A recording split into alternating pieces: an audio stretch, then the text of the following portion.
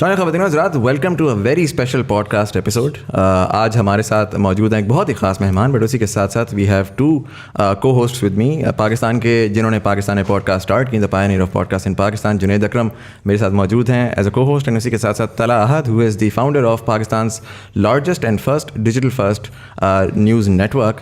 اور اس کے ساتھ ساتھ I like to introduce the guest ہمارے ساتھ آج موجود ہیں for the first time in the history of Pakistan. Pakistan کے former prime minister Imran Khan صاحب. Sir thank you so much for being part of the show. میں چاہوں گا کہ جنید بھائی آپ اسٹارٹ کریں ود کویسچن. السلام علیکم خان صاحب، thank you so much for the opportunity.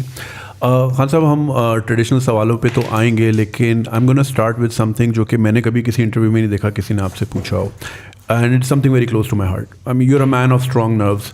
آپ نے ماشاء اللہ اسپورٹس میں اتنے سال دیے، پھر آپ کی اپنی 25 سال کی جد و جہد ہے political.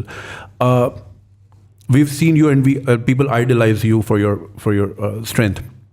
But at the end of the day, you're a human being. And جو بھی recent developments ہوئے ہیں, it must have disappointed you in some way or the other. How are you feeling emotionally about this? دیکھیے جنید، پہلے سب کے لیے because میرا 70 سال کا آلموسٹ ہو گیا ہوں، تو آپ سب جو یوتھ ہے اس ملک کی، جو فیوچر ہے، اس کو ایک بڑی امپورٹنٹ چیز ریئلائز کرنی ہے کہ دیکھیں جو زندگی ہے نا، وہ کبھی ایک اسٹریٹ لائن میں نہیں جاتی. کوئی آج تک دنیا میں ایسا انسان نہیں آیا جو ایک دم زیرو سے ایک دم کامیاب ہو گیا. وہ ایک سائیکلز میں جاتا ہے. اونچ نیچ زندگی کا نام ہے، اور جتنا آپ اوپر کو ایم کریں گے اتنی آپ کو ڈاؤن سائڈ زندگی میں آئے گے، برے وقت آئیں گے. جتنا آپ اوپر جائیں گے گریں گے بھی آپ کافی. سو دیکھیں، ایک یہ جو آپ کی زندگی کی جو اسٹرگل ہے، اگر آپ نے کوئی بھی چیز اچیو کی ہو، اور خاص طور پہ جو اسپورٹس ہے، اسپورٹس ایک ایسا قیمتی سبق آپ کو سکھاتی ہے جو شاید اور کوئی چیز نہیں سکھاتی. اور وہ کیا ہے؟ ہار جیت. آپ کو ہارنے کے بھی ڈائنامک سمجھ آتے ہیں، آپ جیتنے کے بھی کو سمجھ جاتے ہیں کہ جیت پرماننٹ نہیں ہے. وہ تھوڑی دیر اگر آپ نے محنت نہ کی تو پھر آپ نیچے آ جائیں گے. تو یہ جو سائیکل ہے، یہ ایک میری ایسی ٹریننگ ہوئی ہے جو کسی پولیٹیشین کی وہ ٹریننگ نہیں ہے. کوئی پولیٹیشین نے 20 سال کھیلوں کی گراؤنڈوں میں ہار جیت نہیں دیکھی. سو کسی نے پولیٹکس میں پاکستان میں سوائے قائد اعظم کے 22 سال اپنی زندگی کے گزارے اپوزیشن میں نہیں ہیں، کسی نے نہیں گزارے، اور مشکل وقت میں. سو دیکھیں، یہ میری بڑی مکسڈ فیلنگز ہیں اس پہ. یہ جو ہوا ہے، ایک کہ اتنی بڑی باہر کی سازش ہوئی، اور وہ سازش کو کامیاب کرنے کے لیے پاکستان میں جو میر جعفر اور میر صادق، انہوں نے پورا ساتھ دیا ان کا، اور سب نے مل کے ایک الیکٹڈ گورنمنٹ کو گرایا جو 22 کروڑ لوگوں کی الیکٹڈ جو ریپرزینٹ کرتی تھی. اور وہ گرایا باہر کی سازش کیوں تھی؟ ہماری کیا قصور تھا کہ ہم ایک انڈیپینڈنٹ فارن پالیسی چلانا چاہتے تھے. دیکھیں، انڈیپینڈنٹ کا مطلب اینٹی امریکن نہیں ہے. میں کبھی بھی، بلکہ میں تو اینٹی انڈین بھی نہیں ہوں. میں تو بی جے پی اور RSS کی جو ریسسٹ پالیسی اور جو کشمیر میں انہوں نے کیا ہے اس کے خلاف ہوں. لیکن انڈیا میں ہر قسم کی سوچ ہے. میری دوستیاں بھی بڑی ہیں. امریکہ بھی ویسا ہی ہے. ٹرمپ کی ایڈمنسٹریشن سے میرے بڑے اچھے تعلقات تھے. بالکل. لیکن یہ جو انہوں نے کیا ہے، صرف انہوں نے اس لیے کیا کہ میں وہ پالیسیز چاہتا ہوں کہ ہماری دوستی بھی امریکہ سے رہے، لیکن جو ہمارے لوگوں کے مفادات ہیں، ہمارے جو انٹرسٹ ہے، ان کو کمپرومائز نہ کروں. میری نمبر 1 پرائرٹی 22 کروڑ پاکستانی ہے. وہ یہ چاہتے تھے کہ ہم روس کی ٹرپ بھی کینسل کریں، روس کے ساتھ کوئی ہم ٹریڈ بھی نہ کریں، چائنا کے ساتھ اپنے کانٹیکٹس لمٹ کریں اپنی ریلیشن شپ، اور پھر یہاں بیسز بھی وہ مانگ رہے ہیں. وہ چاہتے ہیں کہ افغانستان کو یہاں سے اگر انہوں نے جو بھی انٹرنیشنل ٹیررزم کو روکنا ہے تو پاکستان کو استعمال کیا جائے. میرے خیال میں پاکستان کو کبھی کسی اور کی جنگ اور کانفلکٹ میں کبھی ہمیں شامل نہیں ہونا چاہیے. ہمیں امن میں ہونا چاہیے، جنگ میں نہیں ہونا چاہیے. تو یہ انہوں نے اپنے انٹرسٹ سمجھے کہ میرے ہوتے ہوئے وہ پاکستان کو ٹیشو پیپر کی طرح نہیں استعمال کریں گے. جس طرح وار آن ٹیرر میں انہوں نے ہمیں استعمال کیا، 80,000 پاکستانی ہمارے مارے گئے ان کی جنگ لڑتے ہوئے. پاکستان کو برا بھلا بھی کہا گیا. تو یہ تھی نمبر 1 چیز جس کی وجہ سے انہوں نے یہ ساری سازش کی. ان کو مل گئے یہاں ریسیپٹیو لوگ, اور ان لوگوں کے اندر وہ تھے جنہوں نے, اور یہ بائی دی وے یہ ماڈل اگر آپ فالو کریں جو انہوں نے پرائم منسٹر مصدق کو ایران میں گرایا تھا, تو وہ ایگزیکٹلی یہی چیزیں تھیں. پہلے انہوں نے پیسے چلائے میڈیا پہ, اس کو برا بھلا کیا, پھر انہوں نے مصدق کی جو پارٹی کے اندر پولیٹیشنز تھے ان کو خریدا, پھر جو اپوزیشن تھی اسے ڈیمونسٹریشنز کروائیں, جس طرح انہوں نے لانگ مارچ وغیرہ کی, وہی ماڈل تھا. اور ایونچولی پھر پہلے سازش ہوئی اور پھر مداخلت کی. لیکن جو مجھے خوشی ہوئی وہ, اب یہ میں نے مکس فیلنگز کہا, میں نے کبھی پاکستانی قوم کو اس طرح اکٹھے ہوتے نہیں دیکھا. جو عموماً یہاں پرائم منسٹر جاتا ہے لوگ مٹھائیاں بانٹتے ہیں, یہ پہلی دفعہ میں نے دیکھا کہ قوم, میں خود بھی نہیں ایکسپیکٹ کر رہا تھا اس طرح نکلے گی جس طرح وہ سڑکوں پہ نکلی. جو جلسے 10 دنوں میں 3 بڑے شہروں کے اندر ریکارڈ جلسے ہوئے اور پبلک خود چل کے آئی. تو ایک طرح مجھے خوشی یہ ہے کہ میں اب دیکھ رہا ہوں کہ ہم ایک قوم بننے جا رہے ہیں. انفارچونیٹلی ابھی تک ہم قوم نہیں بنے, ہم بٹے ہوئے ہیں لوگوں میں, حصوں میں, فرقوں میں, صوبوں میں, لسانیت کے طور پہ کہ جی میں پٹھان ہوں, میں پنجابی ہوں, میں اردو اسپیکنگ وغیرہ. اس کے اندر میں پہلی دفعہ دیکھ رہا ہوں کہ اس ساری قوم کے اندر ایک غصہ آیا, اور ساری قوم نے یہ فیل کیا کہ ایک تو انہوں نے ہمارے ملک میں مداخلت کر کے ایک الیکٹڈ گورنمنٹ گرایا, لیکن سب سے زیادہ لوگوں کو غصہ ہے کہ اس کے کرپٹ ترین لوگ جو 30 سال سے اس ملک میں چوری کر رہے تھے, جن کے اوپر کیسز تھے, 60% لوگ ضمانت پہ ہیں کیبنٹ جن کو انہوں نے مسلط کیا, جو شریف خاندان ہے وہ یا ضمانت پہ ہے یا کنوکٹڈ ہے, ان کو اوپر مسلط کر دیا. تو یہ ڈبل غصہ ہے لوگوں کو کہ ایک تو ان کی باہر سے امریکہ نے جو مداخلت کی, دوسرا یہ چور مسلط کر دیا, اور تیسرا جو پولیٹیکل لوگوں نے اپنے آپ کو بیچا, یعنی 20-25 کروڑوں پہ بیچ کے جنہوں نے جا کے گورنمنٹ گرائی, ابھی تک کوئی عدالت نے ان کے کیس ایکشن نہیں لیا. دیکھیں نا, عدالت نے سو موٹو ایکشن بھی لے لیا, 12 بجے عدالتیں بھی کھول دی, لیکن جن لوگوں نے اپنے آپ کو بیچا ان کے اوپر کوئی ایکشن نہیں لیا جا رہا. تو اس کی وجہ سے میں جو دیکھ رہا ہوں مومنٹم, یہ انپریسیڈنٹڈ ہے پاکستان میں. تو مکس فیلنگز, ایک طرف مایوسی اور دوسری طرف خوشی کہ شاید اس کی وجہ سے ایک وہ پاکستان بن رہا ہے جو قائد اعظم کا پاکستان, جو علامہ اقبال نے سوچا تھا پاکستان کا. So you're seeing this as a blessing in disguise, whatever happened? میں سوچ رہا ہوں کہ یہ جو اب اگلا پاکستان کا فیز آ رہا ہے, اور بائی دا وے اس کے اندر یہ جو چینج آیا ہے, اس کے اندر سوشل میڈیا کا بہت بڑا ہاتھ ہے, کیونکہ انہوں نے میڈیا کو تو کنٹرول کر لیا. آپ نے دیکھا ہمارے زبان میں کہتے ہیں جی میڈیا کے اوپر پابندیاں, اس باری کلیم ڈاؤن کیا میڈیا میں, سوائے 1-2 چینلز کے, اور ان کو ہم سلام کرتے ہیں.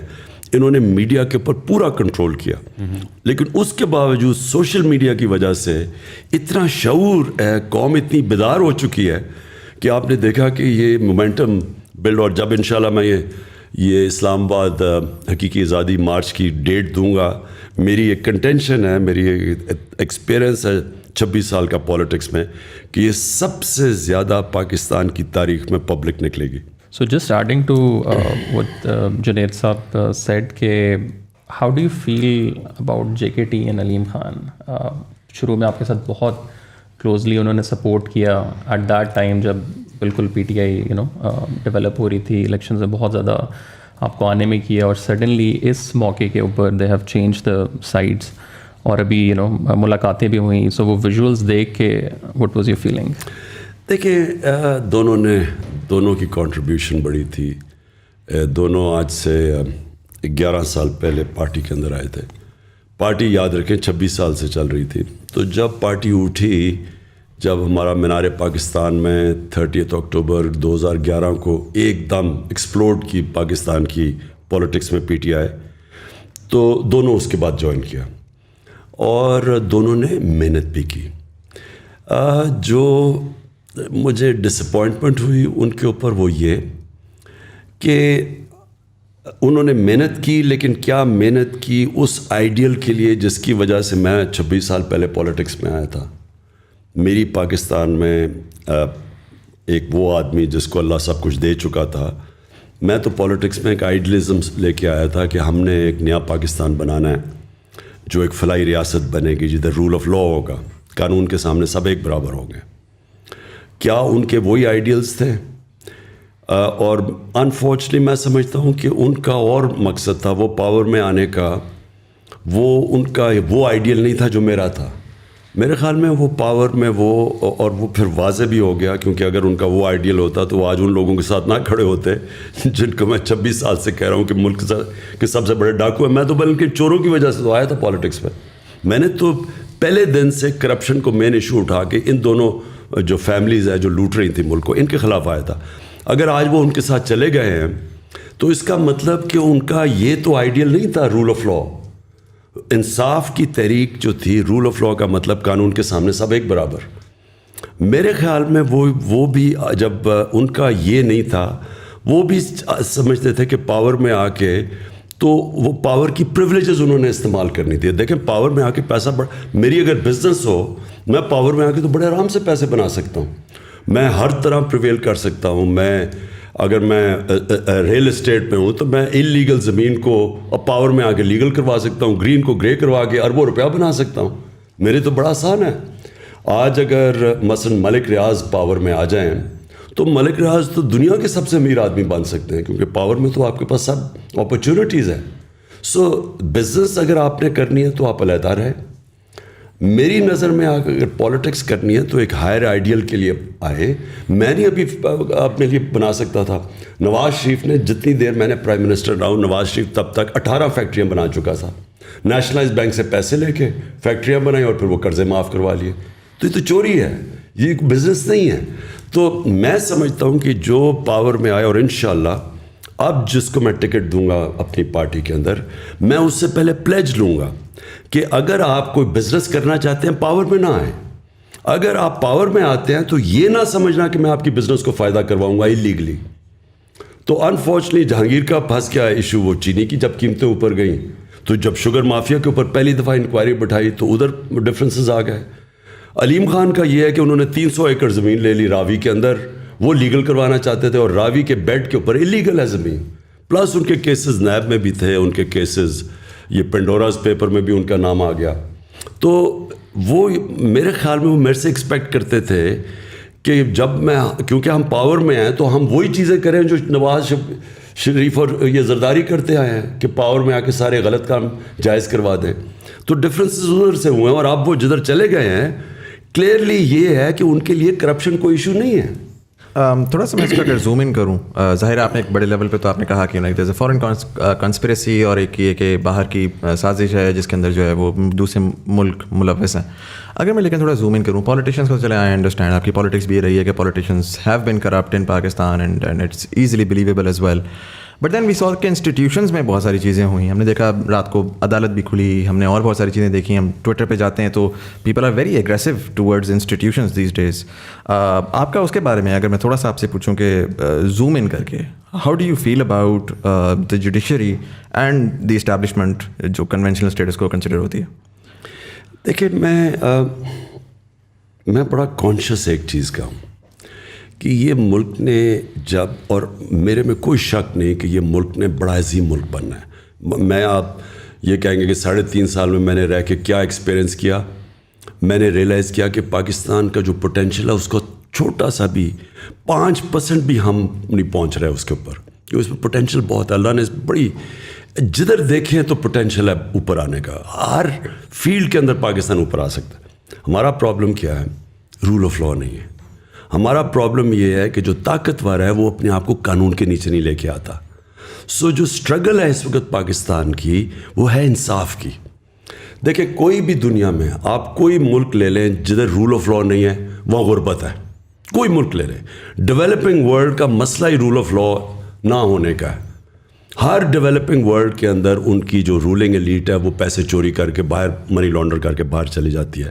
جو فیکٹ آئی پینل کی رپورٹ ہے, سیکرٹری جنرل UN کے نیچے جو پینل بیٹھی تھی, $1.7 ٹریلین ہر سال, 1700 ارب روپیہ ہر سال غریب ملکوں سے چوری ہو کے, منی لانڈر ہو کے اب ویسٹرن کیپٹلز میں, مے فیئر ٹائپ فلیٹس کے اندر, آف شور اکاؤنٹس میں چلے جاتے ہیں. غریب ملک غریب ہوتے جا رہے ہیں, امیر امیر ہوتے جا رہے ہیں, کیونکہ وہ یہ پیسہ ادھر جب جاتا ہے ان کو تو نوکریاں وہاں ملتی ہیں, فائدہ ہوتا ہے. ہمارے ملک جدھر سے چوری ہو رہا ہے پیسہ وہ غریب ہو جاتا ہے. تو پرابلم کیا ہے؟ ہمارے پاس وہ انصاف کا نظام نہیں ہے جو طاقتور ڈاکو کو پکڑ سکے. وہ صرف کمزوروں کو پکڑتا ہے. اور اس لیے ہمارے نبی صلی اللہ علیہ وسلم نے اس لیے انہوں نے یہ کہا تھا کہ جب ایک پریویلیج عورت تھی, قریش کی عورت, انہوں نے کہا جی اس کو سزا نہ دیں, تو انہوں نے تب کہا تھا, کیونکہ یہ تو جب قریش کی عورت ہے, اس نے جب چوری کی تھی, انہوں نے کہا کہ قوم تب تباہ ہوتی ہے جب چھوٹے چور کو آپ جیل میں ڈالیں اور طاقتور کو آپ NRO دے دیں, یعنی آپ چھوڑ دیں. یہ انہوں نے تب کہا تھا. آج ساری ڈیولپنگ ورلڈ کے اندر ایشو یہ ایک ہے کہ وہ طاقتور وائٹ کالر کرمنل کو نہیں پکڑ سکتے. ان کا جو سٹرکچر سارا بن گیا ہے, وہ یا پیسے ہوتے ہیں, پاورفل ہوتے ہیں, بچ جاتے ہیں. ابھی ساؤتھ افریقہ میں انہوں نے ایکس پریزیڈنٹ کو پکڑنے کی کوشش کی, وہاں جناب اس نے لوگ سڑکوں پر لگائے, کوئی 1200 لوگ مر گئے, وہ باہر پھر رہا ہے.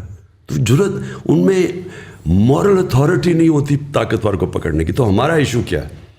میں یہ چاہتا ہوں کہ ہمارے جو ادارے ہیں وہ جب تک ان کے اندر یہ چیز نہیں آئے گی, مشنز ان کی جب تک ان کے اندر یہ جہاد کا جذبہ نہیں آئے گا کہ طاقتور کو جیل میں ڈالیں, ان کو جب پکڑیں. یہ ایشو یہ ہے پاکستان کا. ہمارے جو بڑے انسٹیٹیوشن جو کر سکتے ہیں, میں نے 3.5 سال میں کیا دیکھا.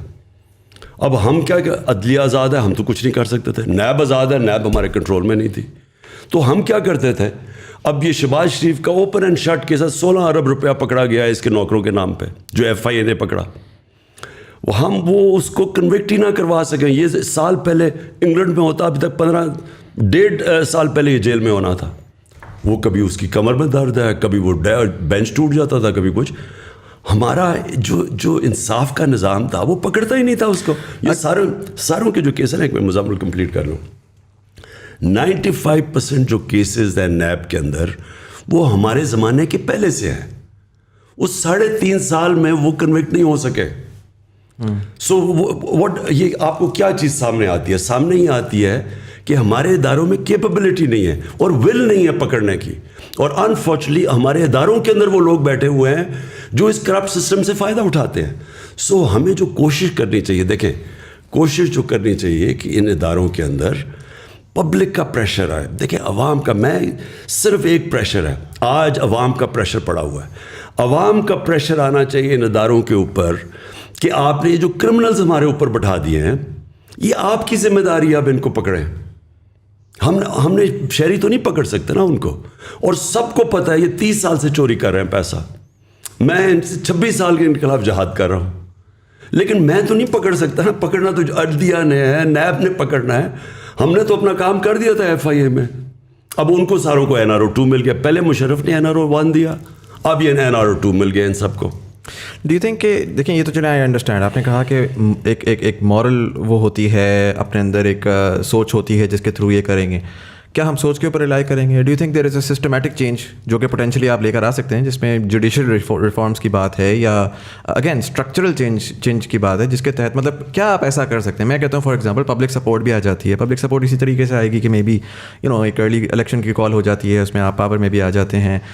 ازیوم کرتا ہوں کہ آپ پاور میں آ جاتے ہیں, what differently can you do? اگر تو آخر میں انصاف کا یہی نظام ہے اور آپ کے پاس کوئی مینڈیٹ ہی نہیں ہے. دیکھیں جب آپ پاور میں آتے ہیں نا اچھی میجورٹی سے, آپ قانون چینج کر سکتے ہیں, آپ قانون وہ بدل سکتے ہیں. ہر جو قانون رکاوٹ بنے ہوئے ہیں ان کو جو بچاتے ہیں. جو میں نے سیکھا 3.5 سال میں کنونسڈ ہوں کہ اگر صحیح معنی میں میجورٹی نہیں ملے گی, میں پاور میں آنا ہی نہیں چاہتا. کیونکہ اس کا مطلب اس باری ہاتھ بندھے ہوئے تھے, ہر جگہ ہم جکڑے پھنس جاتے تھے. ہمارا ادھر سے قانون ہم لے کے آتا, وہ سینٹ میں پھنس جاتا تھا جا کے. اچھا وہاں آتا تھا ہم وہ قانون ہی نہیں بدل سکتے تھے ان کو. اب ہم کرمنل لا ریفارمز ہم لے کے آئے کہ جلدی سسٹم ہو, لیکن وہ ہمارے پاس طاقت نہیں تھی کہ ہم ان کو انفورس کر سکتے. ہم نے سول پروسیجر کوڈ کی کہ 1 سال سے زیادہ زمین کا کیس نہیں چل سکتا, سارے سول 1 سال میں فیصلہ ہوں گے, لیکن وہ ہر جگہ کے اسٹے آرڈر مل جاتا تھا. ریگولیٹرز, میں آپ کو مثال دیتا ہوں کتنی فرسٹریٹنگ تھی. اب ریگولیٹرز ہیں, ریگولیٹر کا مطلب اب یہ مثلا شوگر مافیا ہے, سیمنٹ کے اندر کارٹیلز بنے ہوئے ہیں, بڑے بڑے کارٹیلز بنے ہوئے ہیں, آئل مارکیٹنگ کمپنیز کے کارٹیل ہیں. اور ان کو پروٹیکٹ کون کرتا ہے عوام کو ان کارٹیل سے؟ Competition commission.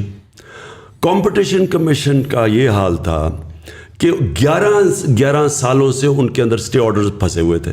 یعنی جو یہ بڑے کارٹیلز تھے انہوں نے اسی کے ہاتھ باندھ دیے تھے کمپٹیشن کمیشن کے, تو وہ جا کے اسٹے آرڈر لے لیتے تھے. 800 اسٹے آرڈرز ہیں, 8 ہم نے ٹاپ ریگولیٹرز کے جن کا کام ہے عوام کی انٹرسٹ کو پروٹیکٹ کرنا. 8 ریگولیٹرز کے اوپر 800 اسٹے آرڈرز تھے. 250 ارب روپیہ پھنسا ہوا تھا ادھر, وہ فیصلے نہیں ہوتے تھے. تو یہ شوگر مافیا کے ہم نے جب انکوائری کی ان کے اوپر, وہ سارے جا کے انہوں نے وہ پھنسے ہوئے ہیں, وہ عدالتوں میں کیس چل رہے ہیں. سو ہمیں جب تک آپ کے پاس پاور نہ ہو, آتے ساتھ ہی لیجسلیشن کریں, ٹائم لمٹ کریں, ان کو فورس کریں. اور پاور سے جب آپ کو یہ فکر نہیں ہوتی کہ آپ کی گورنمنٹ کو کوئی ٹاپل کر دے گا, جب پاور سے آتے ہیں تب آپ یہ ساری چیزیں کر سکتے ہیں. سو اس لیے میں نے یہ آپ کو کہا کہ انشاءاللہ اگر باری ملی تو پاور سے ملے تاکہ ہم یہ ساری چیزیں بڑے بڑے کارٹلز مافیاز کو ٹیک آن کر سکیں. اچھا خان صاحب, آپ نے obviously you have an I for talent. آپ کو پتہ ہے وسیم اکرم کو کب اوور دینا ہے, 1 ڈاؤن پہ کس کو بھیجنا ہے. سو آپ کے اندر ایک ہی چیز ہے, اوبویسلی وہ لیپس ہوا جب اب جے کے ٹی صاحب اور علیم خان صاحب, آپ کے پاس ٹائم بھی کافی تھا to scrutinise, but obviously human error is available, ہو جاتا ہے. اگر ابھی آپ ارلی الیکشن میں جاتے ہیں, so do you think you have enough time 3 مہینے میں کہ آپ اس طرح کے سچے اور کھرے لوگ بھی ڈھونڈ پائیں اور آپ کو پھر الیکٹیبلس کی طرف نہ جانا پڑے, کیونکہ پھر اس کے بعد آپ دوبارہ پھر ویسے ہی بلیک میل ہوں گے جس طرح ابھی اس بار ہوا. تو ڈو یو تھنک 3 مہینے کا time is enough to find those candidates اور پھر ان سے پلیج لینا یا ان کی اسکروٹنائز کرنا؟ دیکھیں, جو میں پھر سے کہتا ہوں, جو 3.5 سال آئی میری زندگی کا سب سے مشکل سال تھے, لیکن ان میں سب سے زیادہ میں نے زندگی میں سیکھا گورنمنٹ کی ورکنگ کیا ہے, بیوروکریسی میں پازیٹیو نیگیٹیوز کیا ہیں. کیا ہمارا جو سب سے بڑا پرابلم ہے کہ کی منسٹریز کے اندر ہمارے پاس ایکسپرٹس نہیں ہیں, اور ایکسپرٹس جب تک آپ پہلے نہ لے کے آئے ہیں, جو سسٹم ایسا بنا ہوا ہے, ہم نے جب کوشش بھی کی کہ ایکسپرٹس لانے کی, وہ ایک پورا مافیا بیٹھا ہوا تھا اندر کی منسٹریز میں جو ان کو اندر ہی نہیں گھسنے دیتا تھا, وہ چھوڑ کے چلے جاتے تھے. پھر نیب کے پرابلمز ہو گئے, نیب کے اندر کئی انہوں نے ایسے کیسز کیا کہ وہ جو باہر سے اب جب اسپیشلسٹ لانا چاہتے تھے وہ ڈر کے ہی نہیں آتے تھے, کیونکہ نیب کے کیسز وہ بھی عجیب, وہ بھی ایک اور پرابلم تھا. وہ یہ ساری چیزوں کی ہم نے اب دیکھا, تو ہمیں باہر سے کئی ایریاز میں کی منسٹریز میں ایکسپرٹس ابھی سے ہی ہم وہ ان کو ڈھونڈ رہے ہیں کہ ہم جب آئیں تو ہمارے پاس ایکسپرٹس ہو. ہمارے پاس وہ ایکسپرٹیز نہیں ہے. آئی ٹی جو ہے اب یہ کتنی بڑی چیز ہے, یہ اس کے اندر یعنی ہندوستان کی 140 ارب کی ایکسپورٹس ہیں, اور انہوں نے 1 ارب سے شروع ہوئے تھے 20 سال پہلے, آج 140 ہے. ہمارا ذرا ہم نے آ کے پہلی 75% انکریز ہماری آئی ٹی ایکسپورٹس کے ہوئی ہیں ہمارے 2 سالوں میں, صرف ہم نے ریگولیشن. لیکن اس کے لیے بھی آپ کو ایکسپرٹس چاہیے. دنیا پاکستانی سلیکن ویلی میں ایسے پاکستانی ہیں جن سے ہماری بات چیت چل رہی ہے. سو دیرفور کئی منسٹریز میں آپ کو پروفیشنلز اور ایکسپرٹس باہر سے لانے پڑیں گے, اندر ایگزسٹ نہیں کرتے. نمبر 1. نمبر 2, اپنے اندر وہ لوگوں کو ہم ابھی سے سوچ رہے ہیں ٹکٹ, جو لوگوں کی کمٹمنٹ ہی نہیں ہے, صرف پاور میں آتا ہی صرف ذاتی مفادات کے لیے ہیں, ان کو تو ہم صفایا کریں گے. اب تو چاہے ہار بھی جائیں الیکشن, ان کو تو ہم نے ٹکٹس نہیں دینے. ٹکٹس دیں گے وہ لوگ جو کہ کمیٹڈ ہیں, جن کی کوئی آئیڈیلزم ہے, کم از کم کور ہمارے پاس ہو جو آئیڈیلسٹک ہے. وہ ہم نے ابھی بھی فیصلہ کیا کہ ہم نے ٹکٹس ان لوگوں کو دینے. اور سب سے بڑی بات یہ دیکھیں, جب آپ کے پاس, اور جو ہم نے چیزیں سیکھ لی ہیں پارلیمنٹری ڈیموکریسی میں, اگر آپ کے پاس میجورٹی نہیں ہے, صحیح میجورٹی, اور آپ آرام سے پارلیمنٹ کو نہیں چلا سکتے اور گورن نہیں کر سکتے, آپ کبھی بھی ریفارمز نہیں کر سکتے. جو ہمارے پاس ایک کولیشن گورنمنٹ اور تھوڑی سی اکثریت سے تھی, اس کا سب سے بڑا پرابلم یہ تھا کہ ہم ہر وقت ونربل تھے کہ گورنمنٹ چلے گی یا نہیں. ہر بجٹ کے اوپر ہمیں مصیبت پڑ جاتی تھی کہ جی نمبر پورے ہوں گے یا نہیں ہوں گے. ہمارا سسٹم ایسا بنا ہوا ہے سینٹ کے الیکشنز کا کہ وہاں پیسے چلتے ہیں. ہاں, یہ جو الیکشن کمیشن بیٹھا ہوا ہے, سپریم کورٹ میں ہم گئے, اس نے موقع دیا سپریم کورٹ نے کہ سینٹ کے ووٹ کو ویریفائبل کر دو تاکہ یہ پیسہ نہ چلے, پتہ تو چلے کہ ووٹ, کیونکہ سیکرٹ بیلٹ ہے اس میں بک جاتے ہیں لوگ. وہ الیکشن کمیشن نے ریجیکٹ کر دیا. یوسف رضا گیلانی کا بیٹا پیسے دیتے ہوئے پکڑا گیا, اس نے اس کو چھوڑ دیا. تو ہمارا جو سسٹم بن چکا ہے نا, وہ سسٹم ہی کا انکریج کرتا ہے کرپشن. یہ سب چیز ختم ہوگی جب آپ کے پاس اکثریت ہو, بھاری اکثریت ہو. خان صاحب, دوسرا آپ کو کیا لگتا ہے کہ اسٹیبلشمنٹ کے ساتھ واٹ وینٹ رانگ, مطلب پورا بیانیہ جو پچھلے 3-4 سال میں ہم لوگ سن رہے تھے کہ پہلی دفعہ فوج اور حکومت ایک پیج کے اوپر ہے, اور پچھلے 3-4 مہینے تک بھی یہی والی چیز تھی. سو اچانک آپ کے خیال سے کوئی ایسا ایونٹ ہوا ہے جس کی وجہ سے چیزیں فلپ ہوئی ہیں؟ آپ کو پرسنلی کیا لگتا ہے؟ دیکھیں, ایک چیز کہا جاتا ہے کہ جی وہ جنرل فیض کے اوپر سارا کچھ کوئی بدمزگی ہوئی ہے. میں پہلے کلیئر کر دوں, یہ اور وہ سارا کہ جی آرمی چیف بنانا چاہتا ہے عمران خان جنرل فیض کو, یہ ادھر سے شروع ہوا. دیکھیں, یہ جو آرمی چیف نواز شریف اپنا بنانا چاہتا تھا اور اس نے بنائے بھی, اور پھر آپ کو سب کو پتہ ہے کہ کیا ہوا, اس نے آرمی چیف سیک بھی کیا, اس نے پھر وہ جنرل مشرف کا, وہ جنرل ضیاء کا, اس نے اس کو اپوائنٹ کر دیا, پھر وہ کو ہو گیا. یعنی یہ جنرل پہلے نواز شریف کا مسئلہ کیا تھا, کیوں وہ سارا وقت اس کی آرمی چیف سے لڑائی رہتی تھی؟ کیونکہ وہ آرمی کو کنٹرول کرنا چاہتا تھا, وہ آرمی کو پنجاب پولیس بنانا چاہتا تھا. وہ کیوں بنانا چاہتا تھا؟ کیونکہ اس نے سارے پاکستان کے اداروں کو کنٹرول کر لیا تھا. سارے پاکستان کے جو ادارے جو اس کو چیک کر سکتے تھے, FBI تھی, نیب تھی, یہ سب اس کے کنٹرول میں تھے. عدلیہ کو بھی وہ کنٹرول کر کے بیٹھا ہوا تھا. جب ایک چیف جسٹس اس کے کنٹرول میں نہیں تھا تو ڈنڈوں سے اس نے سپریم کورٹ کے اوپر حملہ کیا تھا, جسٹس سجاد علی شاہ کے, اور پھر پیسے دیتا تھا ججز کو.